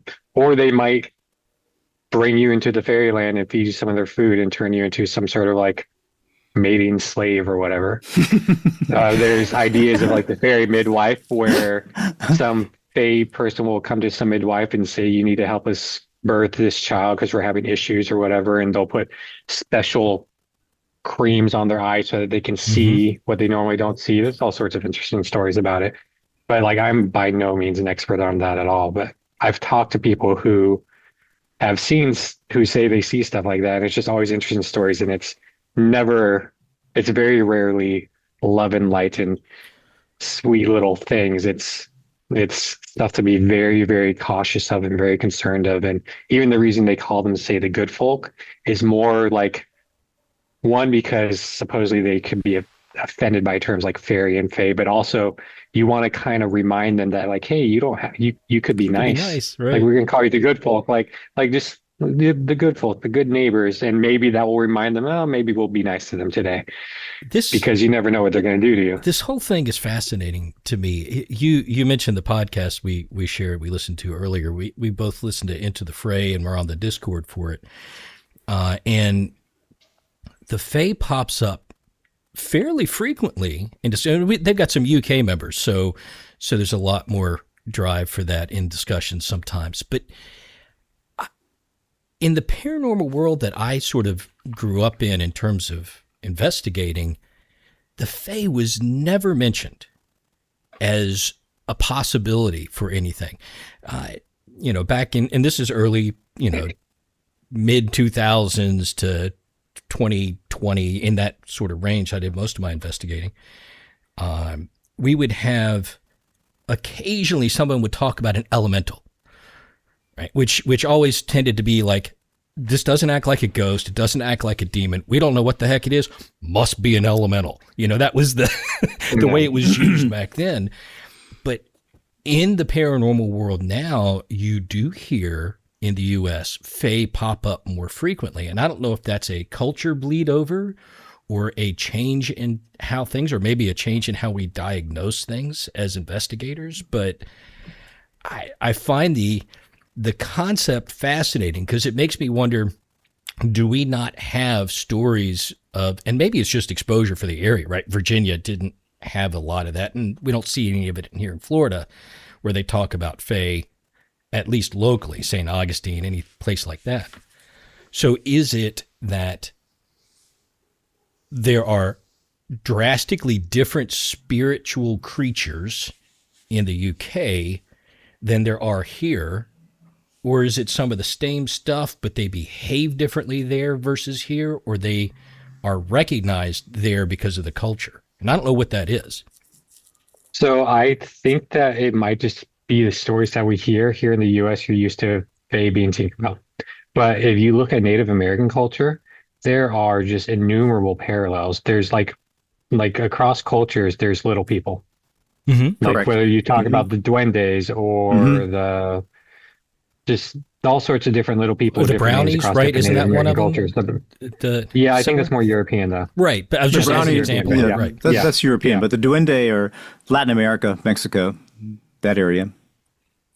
Yeah, but there's all sorts of stories like that they're all over the place. But I mean, there's also people did bring a lot of their folklore with them. Like so in like Pennsylvania, there's like the Albatwitch, which I think it was like, I forget what it stands for, but it's something to do with like elves. Is elf. It stands for in apples. German. It means apple snitch. And So that's according to one of the other podcasts I listened to, who's done a lot of research on that and lives there, he thinks that is actually incorrect. He thinks that it comes from the German for elf, which was something like Alba. oh, maybe so. Or I live Alba or about something like that. I live about 5 miles away from the Albatwitch area. Yeah. and Yeah, I know that's the common thing people say, like the apple snitch, or because supposedly there's stories of them throwing apples. Mm-hmm. But at least one researcher I know thinks that it probably actually goes back to the German for elf, which is Alb. And it's just in modern day, we've kind of converted that to apple. Converted it. Well, there are plenty of Germans here to bring those words over. But there's also, I don't know if it's Detroit or somewhere towards, or Ohio, Michigan, somewhere in there, but there's also the story of like some red man or some sort of like red hatted dwarf or something like that like tormented a town or tormented some mayor of a town somewhere. There's stories about that. I forget the details. But I mean, the big thing is all the Native American cultures that all have little people for the most part. Correct. And they're all like mischievous things that might be helpful, might mess with you, little house spirits. Like that's all over the place. There's a podcast called Modern Fairy Sightings, something like that, with Joe Hickey Hall, nice British lady with a lovely voice for podcasts. Mm-hmm. But she'll occasionally talks to people in the U.S. and there's stories of people seeing like tree people, like almost like a little miniature ent. Like wow. That might be 3 or 4 feet tall. There's all sorts of stories like that. Wow. Like there's tons and tons of those stories, and they're not just in the UK and Europe. They're here in the US. I've heard multiple stories of that in the US of people seeing stuff like that, or there's even stories of people seeing something turn into a tree and back, and there's all sorts of stuff. It's here. It's just not as well known. And in the popular culture, we only really have the Disney version of fairies, which is complete nonsense. Right. That's going to get you killed if you ever run into a real one. Right. I guess that's the great thing about the paranormal world is, so I have my experiences and then the sort of circles I ran in at the time, the people I'm exposed to that focus on a fairly mean, it's a fairly narrow area, right? Ghosts, demons, residual stuff, whatever, hauntings. And you think of the majors, the UFOs, the Bigfoot that go with it. But man, there really is a vast realm of stories that don't make the normal popular culture out of it. That you don't see on the television shows as much. You don't, which, I mean, at the time we started, that's all you saw. It was either you saw it on television or you experienced it locally. It's not like there was thousands of podcasts and video productions of paranormal stuff. Well, you could be a nerd and haunt the libraries. Yeah. And find these old weird books. They did exist because I found hundreds of them when I was younger. But it was just harder information to come by. Right. And there's arguments that could be made that a lot of the stuff that ghost hunters are interacting with have never been dead humans. Mm-hmm. They may say they are. They may respond to what you're saying. And I'm not one to stick everything in the demon box. But I think people are way too glib with that label on things. But there's arguments to be made that just because something we may call it a ghost doesn't mean that's what it is. Like there may be something that's causing mischief and causing trouble in a place, and if you are in there and you're giving it attention and it likes that attention, if you want to call it Bob, it'll say, "Fine, I'm Bob. Just keep giving me attention and let's play these games." There's arguments for that. You can even connect it to, like in Muslim culture, in Middle Eastern culture, the jinn. Like everything with the jinn, like if you look up anything to do with the jinn and you compare jinn lore and fairy lore, they're very, very close. Like there's so much connection there. And most of what we would call a ghost or a haunted place, if you talk to a Muslim person, like, no, that's a jinn. We know exactly what that is. That's not a dead person. That's some spirit who's causing trouble. That was never a human to begin with. Yeah, and there's and we've talked about it many times. There's clearly demonic mimicry that happens. There's no question. But there's also other mimicry that I think you're right. I think whether it's one ghost mimicking somebody else because that's what we're interested in. Yeah, elves. Yeah, somebody else. Makes sense. Because that's what we're interested in as an investigator, or whether it is something non-human at all that's not negative, just mimicking for attention. I don't know, but I know that stuff happens. We've seen mimicry in our investigations from one ghost to another, where it's like pretends to be a child. That's a very frequent thing. Pretends to be a child, but then doesn't act like a child. But even when you investigate the same place regularly, you're still getting just such a small piece of the puzzle with any bit of evidence or responses that you get, that 3/4 of what you think you're interacting with is made up of a story in your own mind, trying to put those pieces together.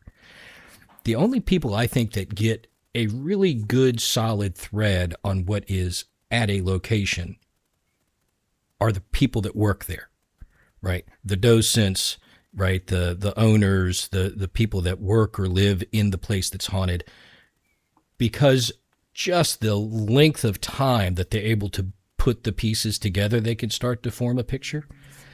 But even with docents, I've seen stories change as new docents come on and they have a different perception of what's happening. And it's so much of it is human driven, I guess, instead of activity driven, because it's like just looking through a little slit to reality and you just can't see much.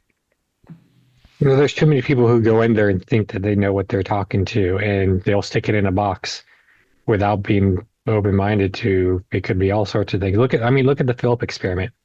Yeah. Like, have you guys talked about that on this podcast? No, please. We've talked about that. Yeah, I thought you guys did, but I mean, the Philip experiment, they go in and they purposely make false history. They give this thing a history that has falsifiable data in it that they know is false because they want it to be false on purpose, so that if they start interacting with something and it starts verifying this false data, they can say, well, see, this isn't some historical ghost. This is something we created, and it worked. As far as we can tell, it worked. And I think there's a whole ecology to the paranormal, like an ecosystem of entities, everything from the worst of the worst that we might call demonic, all the way to the best of the good. And there's all sorts of shades of gray in between. Like there's probably all sorts of things that are more negative that might not be that full blown, I want to murder all humans type thing. But I mean, I think that there's all sorts of stuff that is just very happy to fill whatever shoes you put there if you're feeding it attention.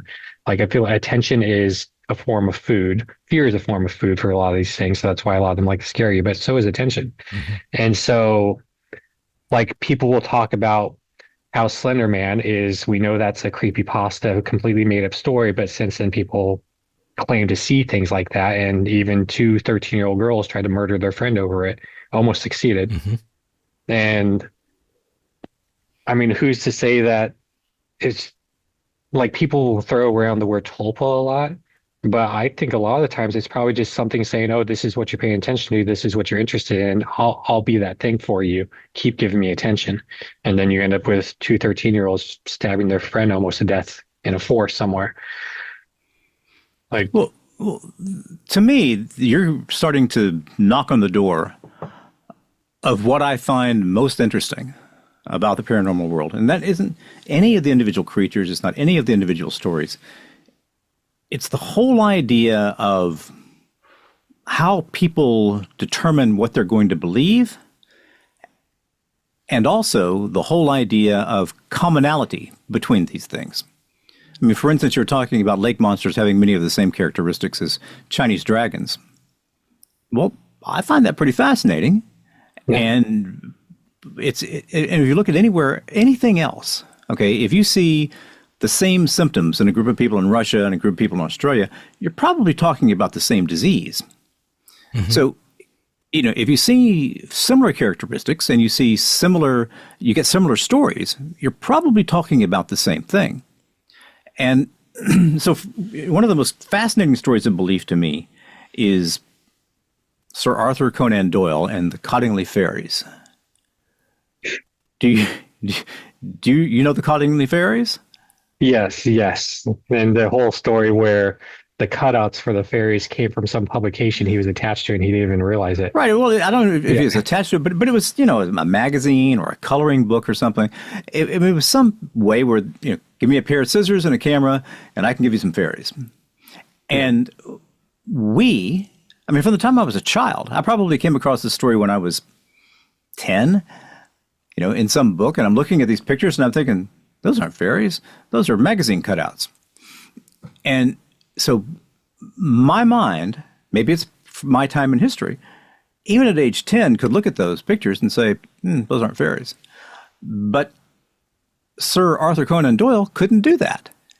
He was photography was more new back then, wasn't it? I mean, this is a long time ago when photography is still pretty novel. It's probably one of the first times someone has made something like this. So they're probably still in the mindset of if it's on film, it's real. Mm-hmm. Well, I have read, I think one of the very first animated movies was called, I may be wrong, Gertie the Dinosaur. And it's just a, standard dinosaur walking along, eating rocks, stuff like that. But the people who first saw this on film, many of them thought it was an actual dinosaur. And it doesn't look anything at all like a dinosaur. So the little girls who were doing these Cottingley Fairy cutouts, they love playing this game. So people would come to them and say, oh, come on, tell me they're cutouts. Oh, no. We've really got fairies down there. So they held to that story for a long, long time. And then finally, as they were getting close to dying, they said, oh, look, all of them were cutouts except for the last one. And the last one was a real fairy. And they both held to that story. Well, there's a whole interesting connection between hoaxes and real paranormal activity. Like I would totally be on board with the idea of maybe at some point they actually saw something. They did not get any pictures. They saw something. They tried talking about it, and their parents, well, you're full, whatever children's stories, yada yada. And so they turn around and like, well, I'll show you. I'm going to make you see them. And then they fake evidence. Like there's a lot of Bigfoot people, I think, who are like that, who fake evidence nowadays that probably at some point actually had a real experience. And they want people to believe them. So they start faking evidence. You look at crop circles and the people who do fake crop circles, they have all sorts of weird stuff that happens to them. So they'll be in a field making a crop circle. They'll see someone walk up on a hill overlooking them and they say, oh crap, I'm caught. What's going to happen now? And somehow, as if by magic, the people who are looking down at them cannot see them, do not see them making these structures, and they keep on going. And then it's like, what happened? Or you get the stories where someone is flying on an airplane, some crop circle researcher, and says, I want to see a shape kind of like this in that field. Like I want it to happen, tries to manifest it. And that same night, there's some group of hoaxers who are going out and they're planning on going to some field somewhere, not that field, with some design. And at the last minute, one is, you know what? I want to do this field instead. I want to do this form instead. Let's do this instead. And they just so happen to make the formation that that researcher in the airplane the day before was looking for and thinking of. Like there's weird connections between the hoaxes and reality, which I find endlessly fascinating. It's like it's the trickster and the paranormal type thing where something between the hoax and the reality of the phenomena, they interact with each other. So you're absolutely. So I wonder if touching. with the fairy thing, I wonder if the fairy Cotton League fairies, however you say that, apologies, if there was any connection there to a real experience that they had at some point. You are absolutely touching on, as our listeners know, the subject that's near and dear to my heart, which is the underlying reality we live in, right? Consciousness, information, the substrate. And you'll know when you listen to our last episode with Ryan Kralik, the informational substrate that he talks about, or the Akashic record, or whatever, these ideas of information underlying reality that we're tapping into.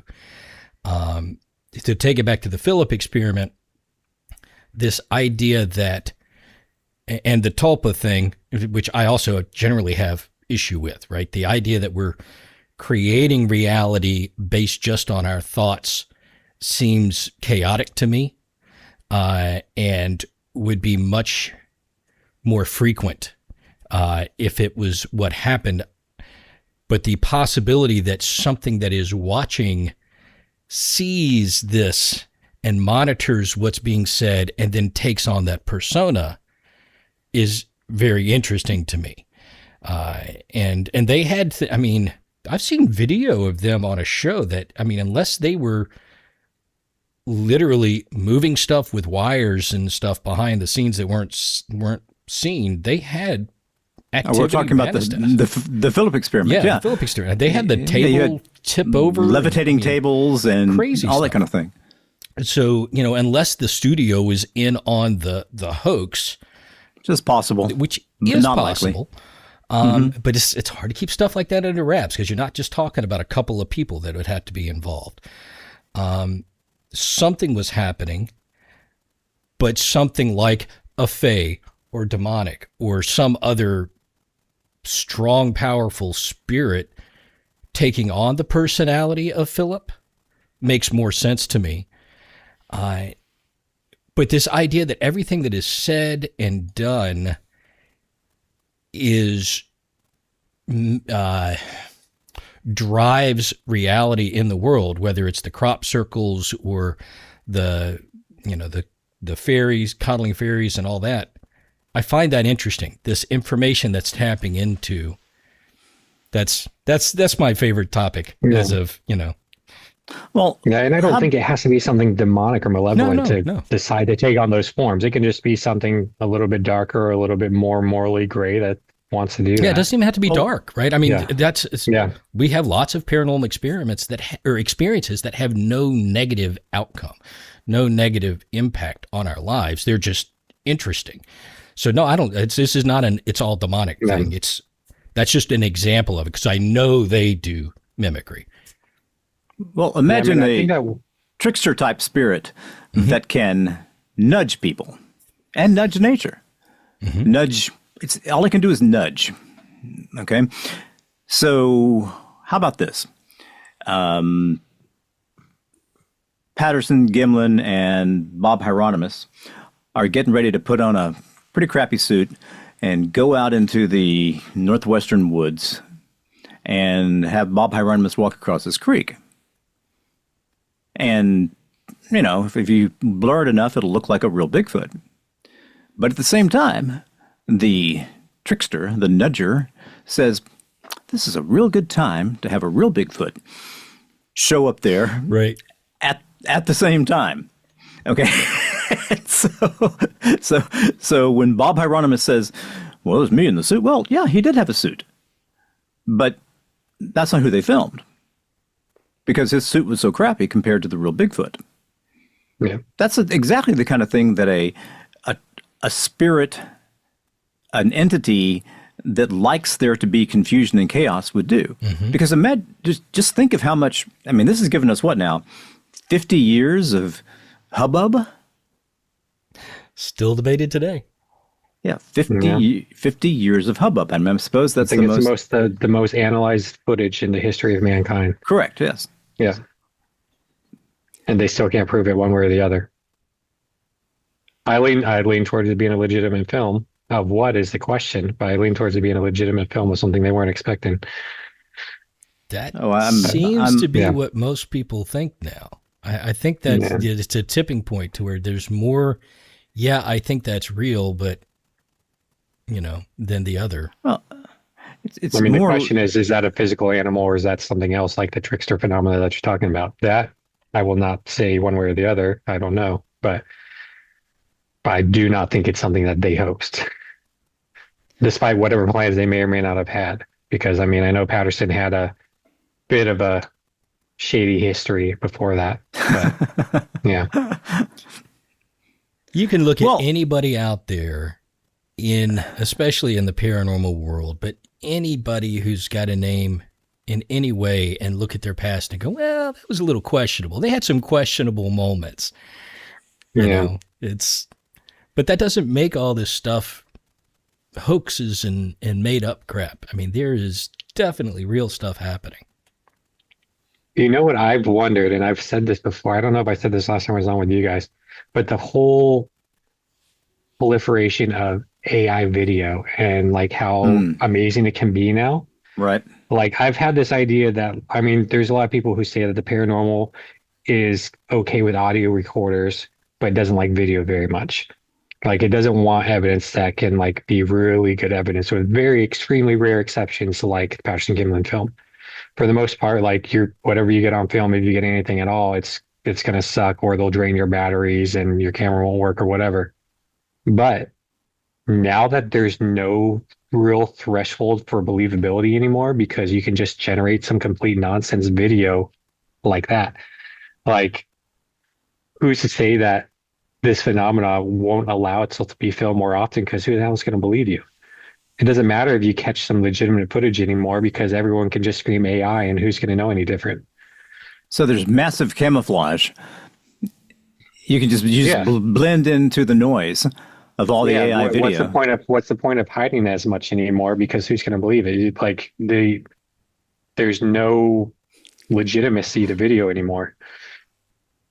Well, what about the idea? And I don't remember.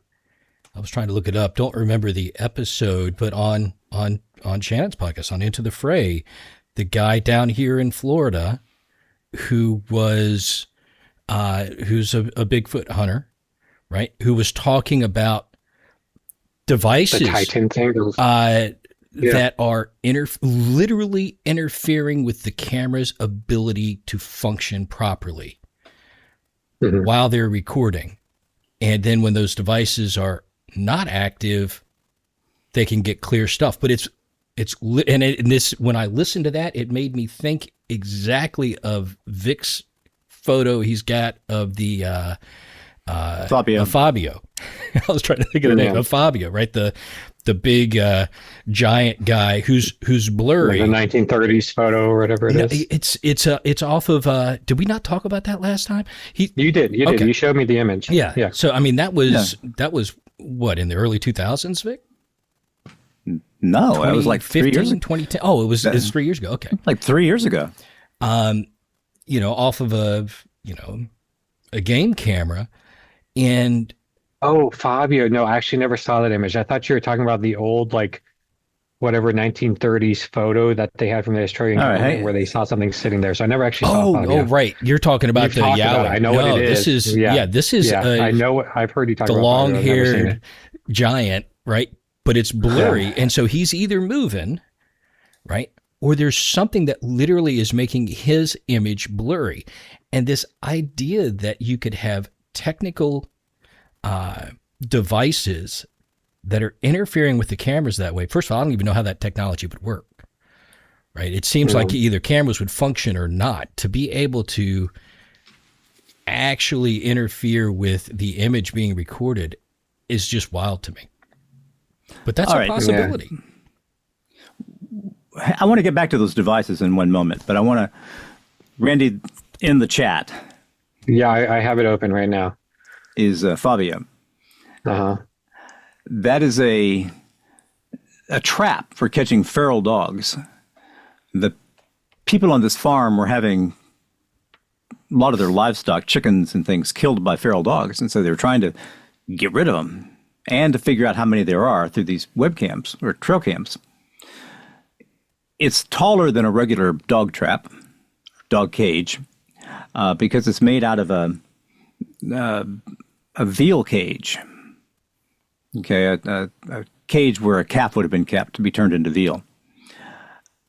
And the cage is 4 feet tall.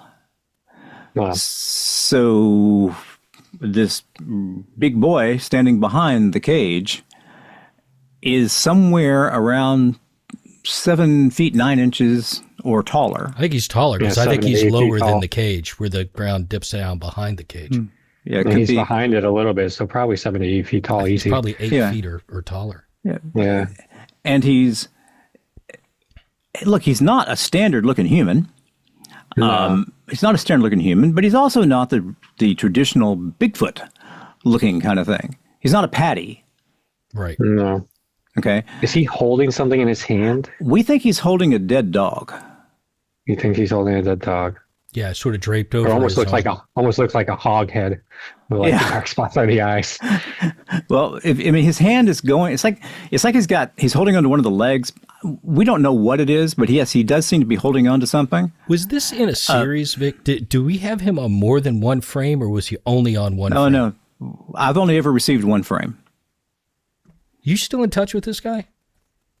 Yeah. Can you find out? Because usually these take 3 frame sets. Mm-hmm. If it's not doing video, I would be really interested in the wrapper frames, because it would give an idea of how fast he's actually moving. Right? Yes, it would. If he's in one of the other 2 pictures, you should be able to give a rough idea of, all right, he's moving at a normal walk, or he's running, or it's so fast that he's not even on the other 2. Well, I've had many people give me all kinds of different views on this. They're saying, "Hey, look, it's just a guy in a mask. There's nothing unusual here at all." Well, first off, it's just unusual. Go somewhere random in Pennsylvania and find me a guy 7'9" built like that. Yep. Go to Walmart. Even if you want to look at that as clothing. I do look at it. I do look at it as clothing. The side that has like the dog or whatever it is, that looks like a sleeve. But the other side, it doesn't even look like there's a sleeve. It's like torn down the side of his armpit, or the sleeve is completely ripped off. It's very crude clothing. Yeah, and I think that's what I think it's what it is. I think it's very crude clothing. I actually have. There are stories of Bigfoot in a flannel shirt and stuff like that. Or torn up clothing. There are Bigfoot stories like that. I have a theory as to what this is, or hypothesis as to what this is. And I guess I'll go ahead and do it. If you look at the newspapers in Canada back in the 1930s and 40s, the Canadian newspapers talked about Sasquatch just like they were groundhogs. Right. You know, I mean, there really was no question that they are Sasquatch. They looked at them as a tribe of Indians that lived in that, of, you know, native people who lived in that area, who genetically were just huge and were strong and would do things like throw boulders at fishermen and things like that. Well, let's say that they were correct, that there really were people in a tribe like that. What if they just decided they didn't want to be in Canada anymore? They liked remaining hidden. They didn't want to be part of the modern world. They developed a whole set of strategies to stay hidden, and they've migrated down toward Pennsylvania. Or maybe Fabio got kicked out. Ah, yes. Right? That's true. Fabio could excommunicated from the tribe. He was a troublemaker. Mm-hmm. Taking too many dogs. Taking too many dogs. That's right. Well, I mean, it would be reasonable to think of that as being a primate behavior. I mean, you're not doing anything wrong as a young male chimpanzee. They just don't want you around anymore because you got to go off and you got to find a chimpanzee, a female chimpanzee, in another clan, another group of chimpanzees. This is how they do things. You know, yes, you've been welcome here for 11 years, but now you got to go. And if you don't go, we're going to beat the crap out of you until you do. Yep. And so Fabio could just... Why not Pennsylvania? Sure, I get it. Why not Pennsylvania?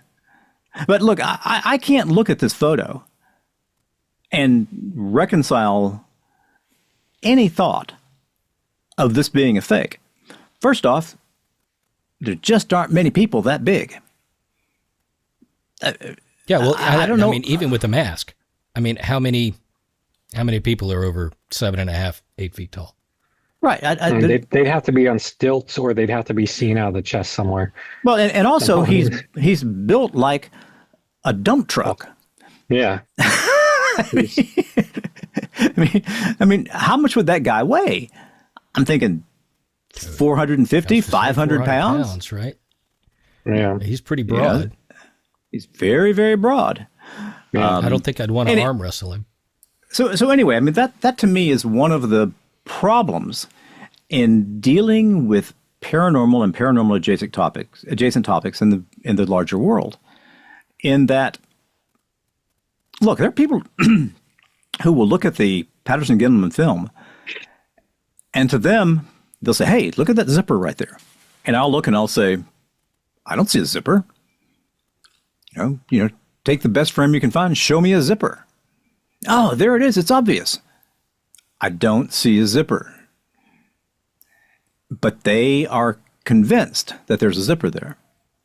The same mental view of things is one of, if there is a prosaic explanation for something, if there is a standard explanation for something, then all other possible explanations are thrown out the window.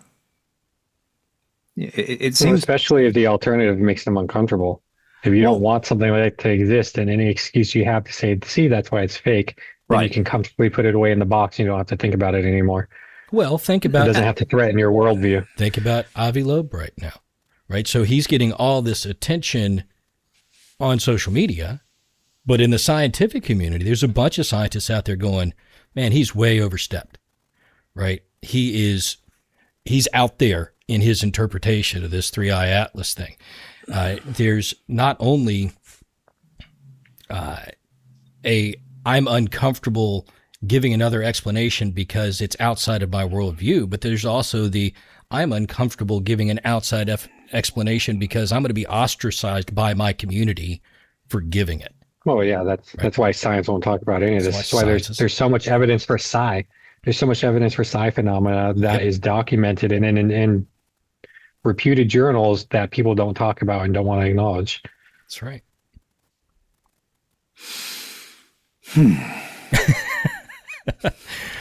That was a heavy sigh there, Vic. You okay? I'm realizing that my back is getting a bit sore. I think that's a good stopping point. We've gone 2.5 hours. Almost. We have gone to it. Look at the time. Yeah, so we got, Yeah. yep. Randy, I was is there ready to go any- for another. I was looking at it going, we could probably go to 3. I was about to go off on the devices the guy sees in Florida. Well, wait a minute. I didn't get the answer about these devices. I really don't understand exactly what you're talking about. Well, Do you want to go there, or do you need to go? No. Let me just kind of move around. I'll be okay, because I want to know what these devices are.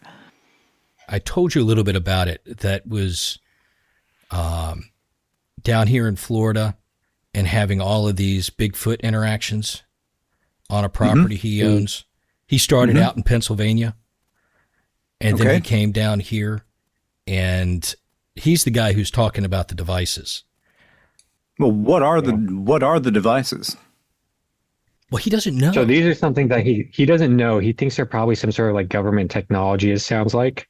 Oh, okay. Where these things are being, I mean, that was my take. His idea of what these devices were, as far as I could tell, and I don't know if you had a different take, David, but it seemed like it was some sort of possible government technology that, like, maybe some sort of silent drone type thing, small, usually small, could be bigger in some instances, but seems usually pretty small, that can go and drain camera batteries and interfere with cameras, like blur everything out and cause all these issues. And he was talking about wavelengths of light and things with that. And so my kind of impression was it's the whole idea where you point your camera, so your phone, at the sun, it's going to have all these distortions, all these greens and purples or whatever. It's going to mess up the camera. You point it directly at the sun. And I think he was kind of going off the idea where maybe some government military application technology was using, say, IR light or UV light or some light that's not in our visible spectrum, but when a focused beam of it is directed towards a camera, can both make the camera malfunction and maybe somehow also drain batteries. One of the owners of one of the super yachts, I don't know if it's Paul Allen or it's, one of the world's richest people, has this yacht, which is essentially an ocean liner. And it has that exact same technology. Yeah. It has that exact same technology where it is sending out low power laser beams all the time and can sense cameras when they're pointed at this yacht. And then it can send a more powerful laser beam right to that point. Well, now that's interesting. So I But hadn't how would heard it that. sense it? Because there would have to, like, I understand passive and active collection of information. Like, that camera would have to transmit something for that ship to pick it up. Not Or necessarily. it just, flash, or it just has to AI. pick up the nature of the lens. Yeah. Machine learning Oh, so algorithms. it's like a visual thing. trained to identify cameras could and that's what I think. And let's take a little side tangent up to New Jersey, right? And the drones. So our buddy Right. George was up there, he experienced these drones that were on the news. And he said, absolutely, these things would hover, and they were big. And as soon as you brought your camera out, they would zip away.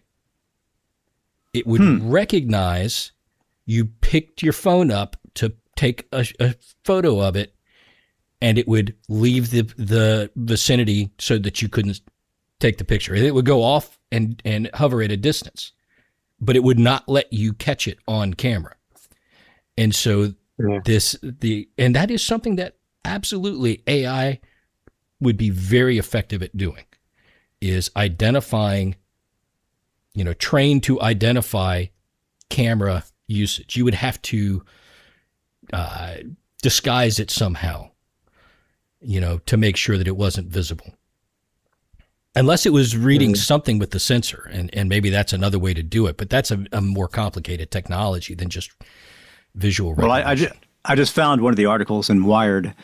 The man's name was Abramovich, Russian billionaire. 557-foot boat with a budget of $1.2 billion. And that's what it's doing. It's constantly surveilling the area with laser beams. When it detects a CCD or a CMOS, it's sending a powerful laser beam to screw with that camera. just outside of my price range. My budget's not quite big enough for that boat. Maybe they make a smaller version. So, boy, you know, so this individual we're talking about, the one who believes that there's these devices flying around causing these issues with cameras. So that was from the Crypto Reality. I don't know if he has his podcast, or he at least has a Patreon, and the dude's name was Mark Zasky. So that's who we're talking about in Florida, who's been seeing all these things and believes that there's little devices flying around, like messing with the cameras and draining the batteries. And there are definitely cryptid encounters. If people want to look him up. There are Bigfoot reports in that area. I know that all on the other side of Ocala, there's reports. There was one that hit the news about 4 or 5 months ago. I think a family saw one cross a road. So, I mean, it's very possible there's activity in that area. I mean, if you look at the Bigfoot mapping project, there's stuff almost everywhere. It's true. Like as far as reports go. But I know there's current stuff. I mean, like this was not that long ago that there was a report there, because and that may have been on the ITF Discord as well. But you know, that's where I get all my cryptid info from, because I don't listen to cryptid podcasts all that much. Yeah. But yeah, so he thinks there's the devices there, whether they're beaming IR beams or some sort of high intensity beams outside the range of humans, are extremely narrow visible light spectrum that we can actually see. Beaming high intensity beams is something at these cameras to cause malfunctions, drains batteries. There was that he was talking about, but he was also talking about with the blurriness. He was talking about these creatures being able to move at like fantastically high speeds, because he was talking about having to get these extremely high frame rate cameras just to start capturing these things. Yeah, he did say it was definitely the you know, I mean, he said $10,000 cameras and high speed shutters and sensors. Well, let me ask a question. And I'm on the side of Bigfoot and these type of creatures being physical creatures. Okay. When somebody says to me, oh, they're interdimensional, until somebody can give me a clear meaning of the word interdimensional, I don't want to talk about interdimensional. Well, talk about it, yes. Accept it, maybe not so much. Yeah, I'll talk about it. But think about it. Let's say that we're going to keep people from taking pictures of these creatures in the Ocala National Forest. I've been in the Ocala National Forest. That is a big place. Oh, yeah, it is. It's a big, big place. Thousands of acres. Thousands of acres. Well, how many devices would you need to cover that area? His thing was, and the reason he thought it was like governmental is after one of their sessions, they saw just down the road, I think, some guys in like black suits with briefcases come out of the woods. Like they literally saw some people walk out that they think were monitoring them. So his idea was not that they're just blanketing the area with these things, that they were actively trying to disrupt his investigations. Yeah, anyone who basically puts in a concerted effort to investigate this stuff, they pop up on the radar somewhere, and then the government or whoever these men in black are going to go out and figure out what area you're investigating and start just messing with you there to keep you from finding what you're not supposed to find. Well, it's not at all uncommon to hear, and you've listened to Sasquatch Chronicles or Sasquatch Odyssey. You listen to these shows where just regular people come on and talk. You know, lots and lots of people just giving their story. Most of them come across to me as telling the truth. They come across to me as being sincere. It'll be a story like this guy was out at some military base. Just, you know, his job is to drive the truck back and get a bunch of water and bring it back.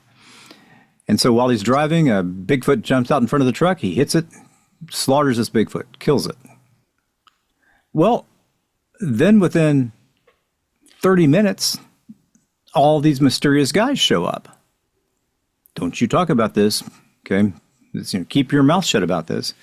This is not to go any further. That's as an order. What if, let's say that everything in that statement is true, what is so important that it needs to be hidden to that degree? I mean, because there had to be pretty large infrastructure to Well, make that's it. when you get into the conspiracy theory that the government is working with the lumber industry to keep forests from being protected because they want to be able to take their wood, and so they have government like special ops teams who are on the beck and call of the lumber overlords who go out and either find a way to interfere with people thinking they're there, or in some stories I've heard, which always like, come on, that would be silly if this is true, will actually go out and go into firefights and supposedly slaughter the Bigfoot or whatever creatures live in these areas and take them out. Well, that's one of the Kind of adjacent. like the stories of Mount St. Helens and the military going in there and taking out the bodies or whatever. Right. Yeah. But that was a benevolent action. I mean, but that's one of the stories that's kind of adjacent to the Patterson Gimlin film, was that we're only seeing the part of the film that didn't involve them killing a lot of Bigfoot. No. Oh, really? Yeah. I haven't heard that one one. before. This is great. I needed more conspiracy series because all the other ones keep coming true. So I need new stuff. So this lumber one is good. The Patterson Gimlin, that's good. And we had there was a podcast I listened to. I don't remember if this was Tracy's or another one, but a guy who was there to take out Bigfoot that got out of control, right? They got out of control. He was like a sniper who would, they're like, okay, Joe Bob Bigfoot over in this county is starting to be seen too much, he's a problem, go take care of him. And the guy, would go in, eliminate him, black helicopter shows up, they'd take him out and done. Yeah, there's got to be this whole infrastructure around it, if that's the case. And that's where the Dogman thing, take it all the way back to the Dogman. That's why they made the Dogman to need something big and bad enough to take on these Bigfoot. Look, just personal experience. The Bigfoot the police in Australia treated me very strangely. when I'm not sure what you're laughing at, but they did. They treated me very, very strangely. It's like you didn't say any damn thing. Why don't you go back to Sydney and get on a plane and go home? Well, I guess I laugh because I had thought of that part of your story more about tourism. Like, we don't want people to think about our area as full of these dangerous Bigfoot creatures, and we don't want to drive paranormal tourism. But I hadn't thought about that from a conspiracy standpoint. Like, they're aware of them, and their job is to make sure the word, it's all hush hush. Well, that was the feeling I got. It was just kind of a, let's intimidate this guy. He'll go away, and we don't have to bother him. Well, because you went to the park rangers as well, and they're like, "Oh, we've already heard about you." The park rangers as well. We've already heard about you. Yeah, and so. I mean, isn't that the David Paulides missing 411 conspiracy? The parks know all about this stuff, and they just want to keep it hush hush. Yeah, but he doesn't. He doesn't attribute the disappearances to any particular specific thing, right? Yeah, and leave the possibilities open, which is smart. Tells a better story. Yeah. Yeah. Okay. He likes telling good stories, even if there are conclusions to a story he doesn't want to talk about. I've never read his stuff, but it keeps popping up. All right. So who wants to wind it down? I don't know. Let's just leave it at this. I think it's been a great discussion. I do too. We've covered some good stuff. For covered those some who good stuff. Didn't notice, Father Mike left a little while back. He's not feeling great. Some neck problems, and he's a trooper. He stuck in as long as he could, and he'll be back again. He's a little more limited in what he can do right now. But the rest of it's all been great discussion. All right. Anybody has any questions for us? Anything you'd like us to talk about? If you'd like to send a love letter to Avalon or a hate letter to Cedric, please write to feedback at paranormalrundown.com. And I definitely recommend it in that order. You don't want to send hate mail to Avalon. Okay. The whole, haunt your dreams thing is real. And we just, We like to keep if Avalon happy. if you're sending something to Avalon, make sure it's positive. All right. And I just want to say thank you for having me on again. It's really fun. I don't really get a chance in real life to talk about these fun things. So it's always great being invited. Boy, you don't get a chance to talk about this stuff, do you? I mean, if you just go to the local bar and say, hey, you want to talk about Men in Black and Bigfoot? They're going to go to the other end of the bar. Yeah. Generally, people don't want to talk about this stuff. I don't know. It's a little bit better than it used to be. It is a little more common, and I think that people are realizing that there's less pushback on these stories than there was 20 years ago. You know, that's one of the great things that social media has done. You know, although I do like the idea of that being the actual mechanism of the Fermi paradox. We're gonna have to dig into that again more in the future. Filter. Yeah, the great filter. But Homo social mediensis. Yes, but you know, people are more open, and everybody's got a story. I don't think we've talked to anybody at this point who didn't have one thing in their life. Okay, you know, there was that one time, and so yeah. But it's still not as... Most everyone has a study, but you can't go deep with a lot of, like, you can get some surface stories for some people, but like it's like you might be able to pry that out of them with a crowbar. But yeah, that is the beauty of the going podcast. Deep into stuff. Yeah, we had a guest who was a religious man. He was clergy, I believe. He was. Okay, and it took a long time for him to kind of get into the groove of things. And later what he told us was that he had this internal feeling that even discussing these kind of things was somehow wrong. Right. And you know, perhaps we broadened his horizons to the point where at least you can discuss it.